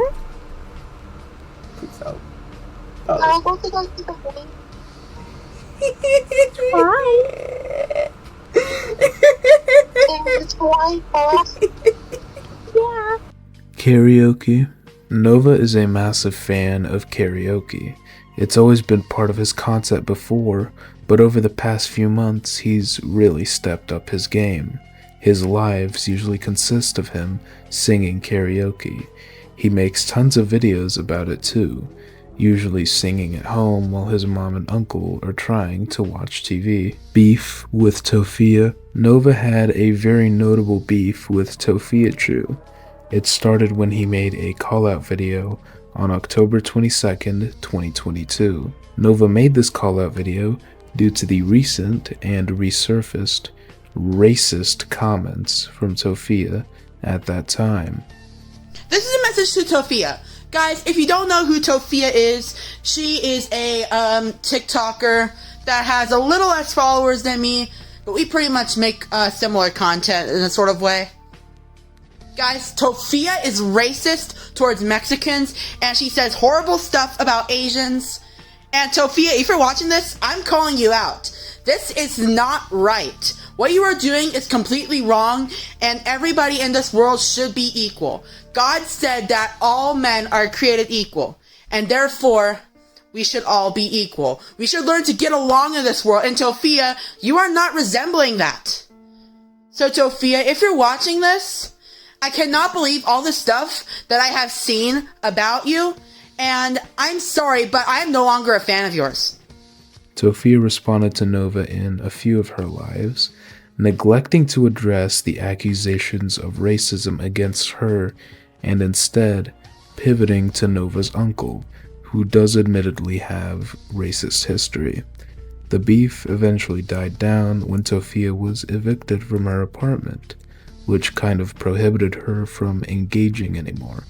Nova, however, still talks crap about Tofia pretty regularly, usually referring to her as Tofupa or Tofungus, which, given his weight and hygiene habits, I feel is pretty hypocritical. Boxing. This is referring to Nova's short stint as a professional boxer. Just kidding. This refers to the genre of Nova videos where he's beating up on punching bags. It's usually coupled with bad music and subpar boxing form. Some even have cringy captions like, "Recording this the day after losing my job." Age regression. Age regression is something Nova claims to do. It's when you mentally regress to a younger state as a coping mechanism for trauma. However, Nova has shown that his apparent age regression is something more than a coping mechanism for trauma, and it's something he actually gains a sick pleasure from. Countless jobs. Nova is known for working in a crap ton of places. He either keeps quitting or keeps getting fired. Most likely, he is getting fired due to trolls somehow finding where he works and harassing the place until he gets let go. Most recently, he worked at Denny's for around 8 months before either getting fired or quitting. Real name. As hard as it is to believe, Nova's real name isn't Nova Online. His real name is, funnily enough, Gabriel Michael Lee Scrivener Gage. However, he's apparently trans and refers to Gabriel as his former name, and according to him, his name is actually Nova now, which is pretty interesting. Dr. Pepper love. This is referring to his love for Dr. Pepper. In almost every single food review, he orders a Dr. Pepper. It usually gets a 10 out of 10, but on very rare occasion he scores it a 9 out of 10. However, it's never dipped below that, showing that Nova truly has a deep love for the delicious Dr. Pepper. Fake job offers. As you may know, Nova's been suffering without a job. He claims that he's been looking everywhere and that nobody wants to hire him. This led trolls to send him fake job offers, which was pretty funny to see. At one point, Nova even made a video complaining and it went pretty viral. In the video, he lays down and starts sulking about being sent fake job offers, something that almost no other human being in history has ever had to deal with. Well, I think I fell for it again. Victim to another fake job offer. My life. My god, I fell for it twice, unless the supposed supervisor can somehow prove to me that it wasn't fake, then I fell for it again. I asked Gemini, there's no mention of a restaurant opening up at the address they provided me. It's just that I think I fall for it again. But unless they send me solid proof that they're actually opening in there, then I've got to go back to D. If you're a manager and hiring in the area, email me and I'll make triple sure it's real. Cooking videos. This is a relatively new type of Nova content. He has began a kind of cooking saga, which admittedly should be a good thing since more home cooking means less fast food. Or, on the contrary, it could be a very bad thing, because his fast food intake could stay the same with him introducing extra food into his diet. And speaking about the home-cooked food, it isn't too much to write home about. His current most popular cooked dish is boiled corned beef and cabbage, which, if I'm being 100% transparent, gives me a stomach ache just recording the audio talking about it. Tier 3, Chamova. This combines the prison word for a predator with the word Nova. If you check out Lolcow Twitter, you'll see that pretty much everyone refers to him by that name. It's honestly pretty funny, and it actually makes Nova mad, which is a plus. Leslie's tongue disease. If you didn't know, Leslie has a condition called macroglossia, which causes her tongue to be enlarged to a point where it's too big for her mouth, and that causes a very noticeable lisp.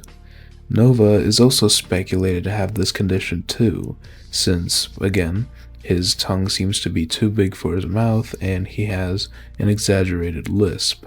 However, in my opinion, he just has a really small mouth, which causes the appearance of a lisp caused by macroglossia. Meltdowns. Nova is known for his many meltdowns. He crashes out over literally anything. When TikTok was banned, he made a video having a meltdown. When his TikTok account was hacked, he made a video having a meltdown. When his uncle says or does literally anything, Nova has a meltdown. You get the deal. He's very emotionally unstable. Magic Wizard. Magic Wizard is Nova's old YouTube channel.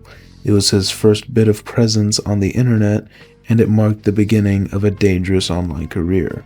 He started off with uploading gameplay videos such as Onigiri, League of Legends, Minecraft, etc., etc. Funnily enough, he uploaded a few Just Dance videos that went pretty viral. So now he uploads a ton of Just Dance gameplay randomly, even though it doesn't get too many views. Mocktails. Mocktails was a TikTok series on Nova's old account. It consisted of him mixing together different sodas and syrups to make some kind of sugary soup. His most popular mocktail was one mocking Tofia, where he mixed in random stuff to mimic Tofia's famous custom Baja Blast recipe. At the end, Nova tried the mocktail and spit it out, but I'm pretty sure as soon as he stopped recording, he drank the entire cup.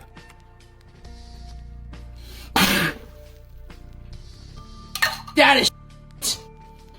Welcome to a brand new episode of Fat Disease, aka Type 3 Diabetes. Alright, so we're gonna start off this mocktail with a little bit of disrespect towards Mama Chew and Brother Chew. A hint of racism and then saying it's not racist.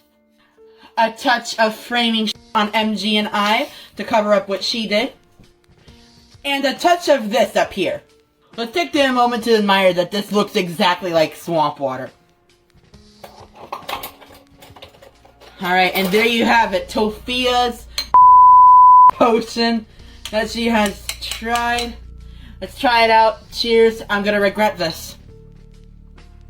Sailor Moon cosplay. I'm pretty sure everyone knows what this is. If you don't, Nova occasionally wears a Sailor Moon cosplay, that consists of a Japanese schoolgirl outfit. As you'd expect, an extremely large man wearing a Japanese schoolgirl cosplay is pretty funny to see. Sadly though, Nova doesn't wear this gorgeous outfit much anymore. Glasses. Nova wears glasses. That's pretty much it. He also, for some reason, chooses to wear the ones that are the worst possible shape for his face, that being round. Cameo. Nova has a Cameo. If you don't know what that is, Cameo is a website where you can order custom videos from your favorite creators. Nova actually has had a few controversies with this website, since he's been constantly late on orders. And not only that, he's been shown to not put a lot of effort into his videos either, resulting in a bunch of 1-star reviews. Bad table manners. Nova isn't exactly known for having the best table manners. Like I mentioned before, his mouth is either really small or his tongue is really big, which means that when he eats food, it goes everywhere. All over his mouth, on the ground, you get it. Tier 4. Mommy Nova. Before you freak out and dislike, this is just referring to Nova's mother. Not too much is known about her. We do know that she was in the hospital for a few weeks a couple months ago, and she's thankfully out. However, there's some controversy with her that will be addressed in the last tier. Church ban. When Nova was exposed for being a Josh Giddey, people were contacting every place he's been known to go in an attempt to get him banned. His church was included too. They got spam harassed on Instagram and ended up permanently banning Nova from attending their church, which caused him to start emo posting on Instagram because of how upsetting it was. Liquid Nova. Liquid Nova, contrary to his name, is not a troll, but instead is one of, if not the biggest archiver of Nova's content. He's saved countless videos, which helped me out immensely, so big props to him. As of now, Liquid Nova is still going strong and archiving Nova's best moments. Ohio the Anime. Ohio the Anime is probably one of Nova's biggest controversies, second of course to his predatory actions, but basically he was brought on as a high position for this fake anime that was being made. The creator of the anime is a whole other bag of worms, which I will address later, but what you do need to know right now is that he is a terrible person and will take advantage of multiple people in this story. So, Nova was brought on as a creative director or some other fake position, and he helped out a lot with the advertising of the anime and inviting people to the Discord server, which will be important in a bit. I won't get into specifics of the anime because it's just some really stupid, racist, stereotype-filled 2020 meme fest, which isn't exactly something I'd be interested in describing. But anyways, the Ohio the Anime had an official Discord server where you could apply to be a voice actor. Unfortunately, this would end up being a massive scam, as this TikTok user pointed out. It's a scam. Ohio the Anime is a scam. Let me show you. Nearly all the videos on this TikTok account have the same sentiment in the description. Join the Discord server. Be a voice actor. I joined the Discord server, and the first thing I see is server subscriptions. And for a measly $10 a month, you can be a side character. Oh, you don't want to be a side character. Gotcha. Completely understandable. For $30 a month, you can be a main character. I am not a professional voice actor by any metric, but I can tell you this.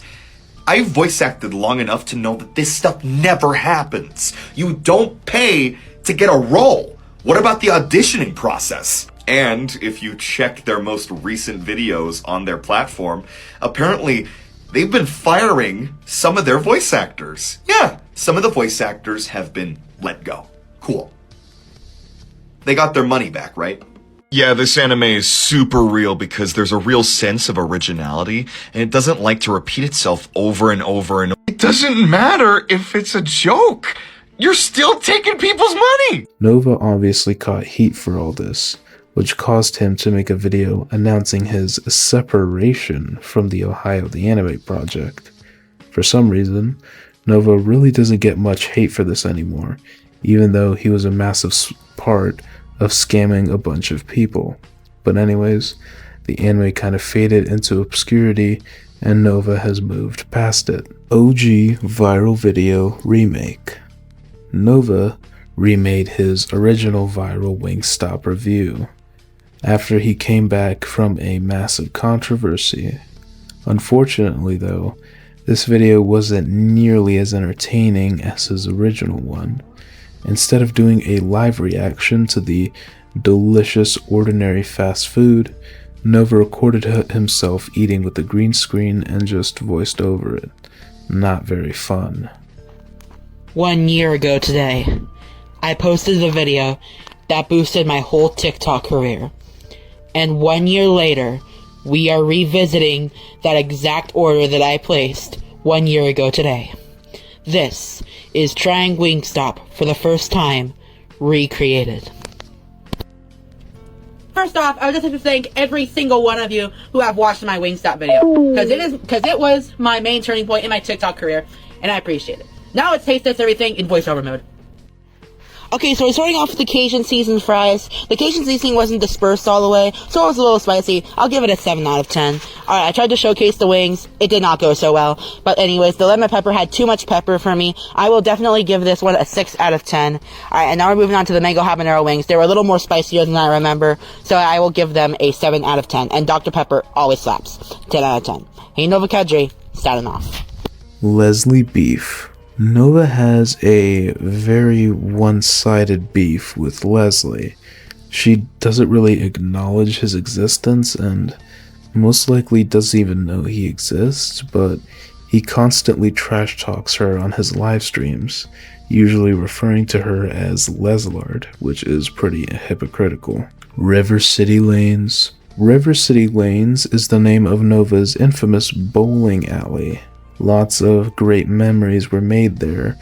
He would bowl, sing karaoke, probably order food, etc., etc. However, he was unfortunately banned due to the aforementioned event of people trying to get him banned from everywhere. Secretly a girl? Pretty self-explanatory. Nova is widely speculated to be a girl by many. We haven't gotten any confirmation of that though. As far as I know, we've never seen a birth certificate or ID or anything like that which shows her gender. So who knows, she could be a woman. Accidental live streams. This refers to the phenomenon of Nova starting live streams on TikTok and then pretending like he isn't streaming. It's so painfully obvious he's faking too, since he says things like, "Wouldn't it be crazy if I was live streaming right now?" Totally something a person alone in their living room would say. Alexa, insult generator. Alexa, insult generator. I won't say anything because I think you might cry. Honestly, I wish I had that other invisibility thing that I had during Chapter 2. Chapter 2, Season 6. I don't know why I'm talking to myself. Got him! That was easy. One shot down. Get out of here, bozo. Easy! Surprise, mother... Hope I don't accidentally start a stream or something. That would suck. Get out of here, you're bad.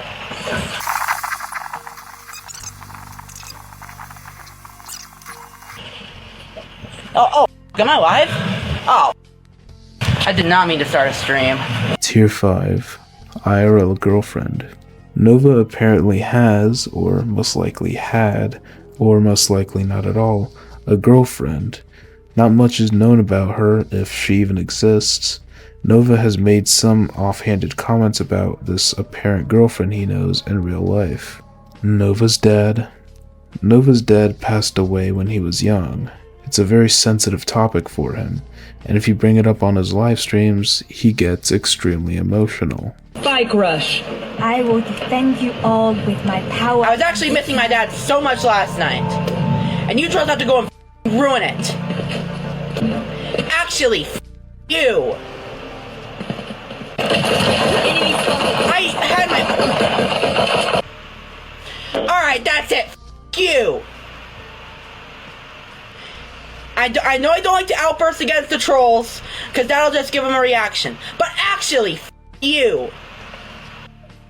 Hey Ash, can you help moderate TikTok chat? They're making fun of my dad. Yeah, I don't think I'm mod on there though. Let me check.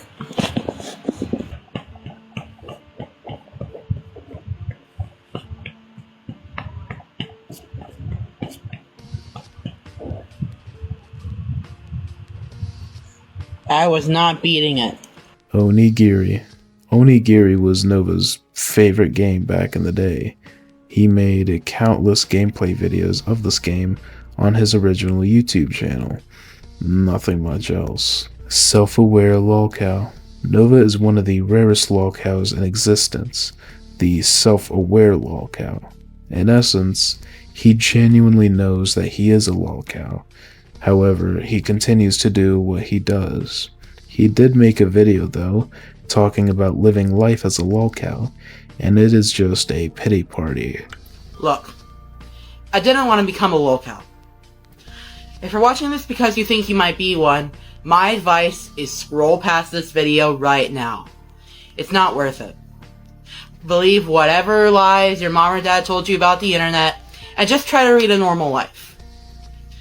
Being a Lolcow is dangerous, and even sometimes it's scary. Sometimes people will try to mess with you in the worst ways possible. However, if you're just watching this because you think it's fiction, then great, keep watching this video, and I envy you for being able to believe that this is not real at all. But if you recognize yourself in this video, if you definitely feel something stirring inside, stop watching immediately. You might be one of us. And it's only a matter of time before they sense it too. And the others will come for you. Don't say I didn't warn y'all. June 21st incident. This was the incident where Nova was banned from his beloved bowling alley. A troll sent in the proof of him being a Josh Giddey to the bowling alley, which caused him to get banned. Nova later posted saying, "There will be no karaoke videos for the foreseeable future, as I am not allowed there anymore." Thoughtless. Thoughtless was one of Nova's Discord kittens from back in the day. She was known as a massive enabler of Nova's destructive tendencies, and they would later break up in a very public fashion on Discord. EDP relationship. EDP445 was also involved in Ohio the anime, which means he was involved with Nova.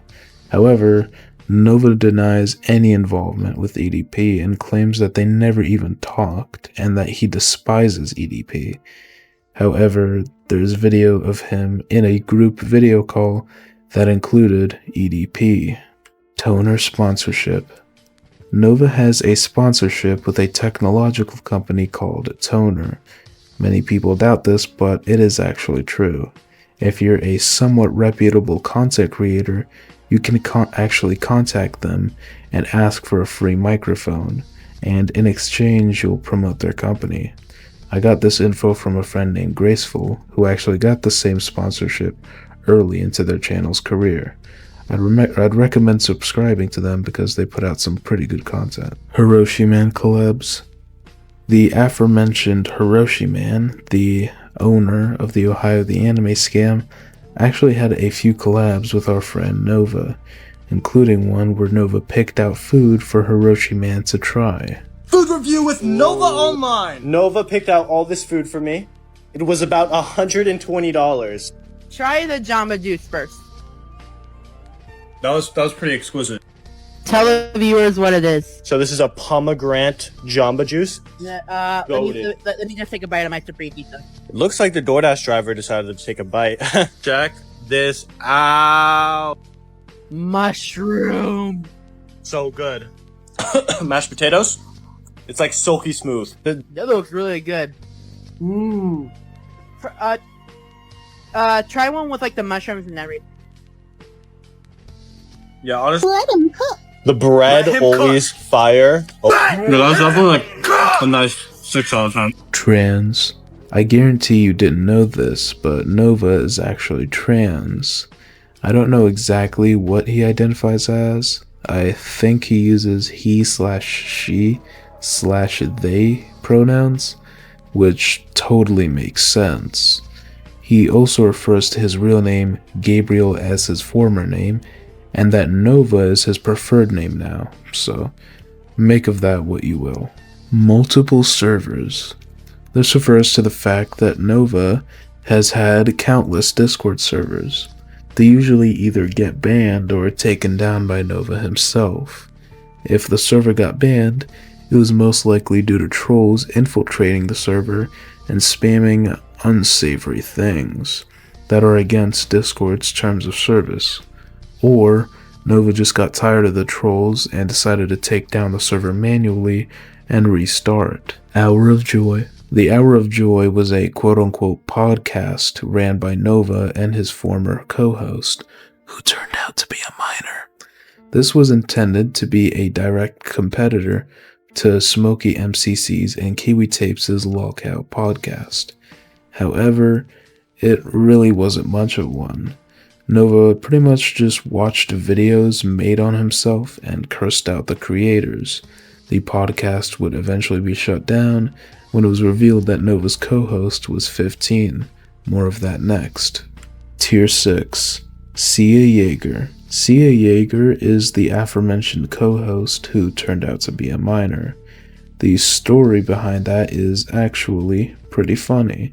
I'll play a clip from Leaping Lemur, who was the one who discovered Sia's age and exposed it and Nova's predatory actions to the world. But I guess I struck a nerve with Nova because he showed up to my YouTube live stream, started talking shit about me, and then next thing you know, his little manager Sia showed up. And she basically tells me that she's just in it for the trolling. When I heard that answer, I'm like, there's no like adult that's gonna respond with that, right? So I started asking her, like, how old are you? And the response I got was pretty shocking. It was an immediate admission that she was only 15 years old. Nova's been talking about Sia a lot. He loves to mention Sia whenever anybody talks about how he can't speak to girls, right? So watch your mouth before you utter my name or the name of my social media manager and my podcast. The white Bowser's just jealous because I have a woman and he doesn't. She is only Sia responds and says, I'm not your woman, Nova. And Nova says, why not? Well, for starters, Nova, she's a minor. Hoarding. Nova has had and still has a major problem with hoarding. If you don't know, hoarding is defined as the excessive accumulation of possessions, often of little or no value, accompanied by a strong inability to discard them, leading to clutter and difficulty using living spaces. I've never heard something that describes Nova more. His bedroom is absolutely filthy. Here's a video of him literally shoveling garbage off of his floor. The hoarding isn't contained to his bedroom, however. His kitchen suffers too. His kitchen looks like it hasn't been cleaned in years. The metal stone is stained with gunk. The microwave hasn't been wiped in God knows how long. The entire house is a mess, and it isn't all entirely on Nova.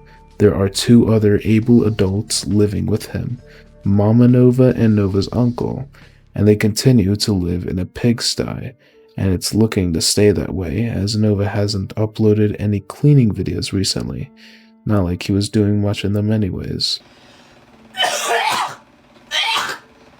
Oh my god, it's so bad.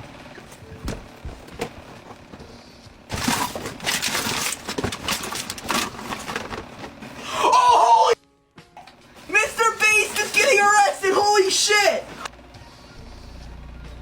You can't hear hear me? It's in my earbuds.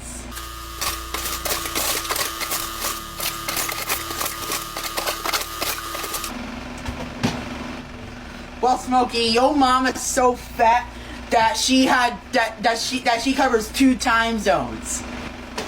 I only weigh 266 pounds.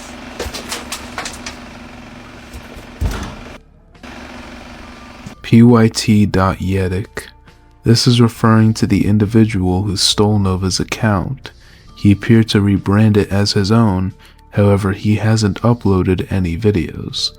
The only thing we have from this hacker is a repost of some PUBG mobile dancing video with random European music playing in the background. Upon further inspection, the poster of this video has an identical username to the hacker. If you click on the account, it's a bunch of weird European PUBG stuff. Nothing too special, but yeah, that's the guy who hacked Nova. The June 2nd incident. The June 2nd incident occurred on the morning of June 2nd, 2024. 3 hackers from a Nova Hate Discord server infiltrated his Kick, Discord, Epic Games, Steam, etc., and posted unsavory things and also changed his info. Kiwi Core. Kiwi Core is Nova's current Lolcow podcast. It kinda sucks. Nothing more to say here. Nova's interview. This is referring to Nova's interview with Kiwi Tapes and Smokey MCC. The interview was an absolute disaster. He ignored almost every single question Kiwi and Smokey asked him, and instead read the chat the entire time and cursed out anyone who said anything bad. I have a video covering it on my second channel. The link will be in the description if I remember to put it in. Pause. AI generated captions. Nova's TikToks all have very obviously AI generated captions.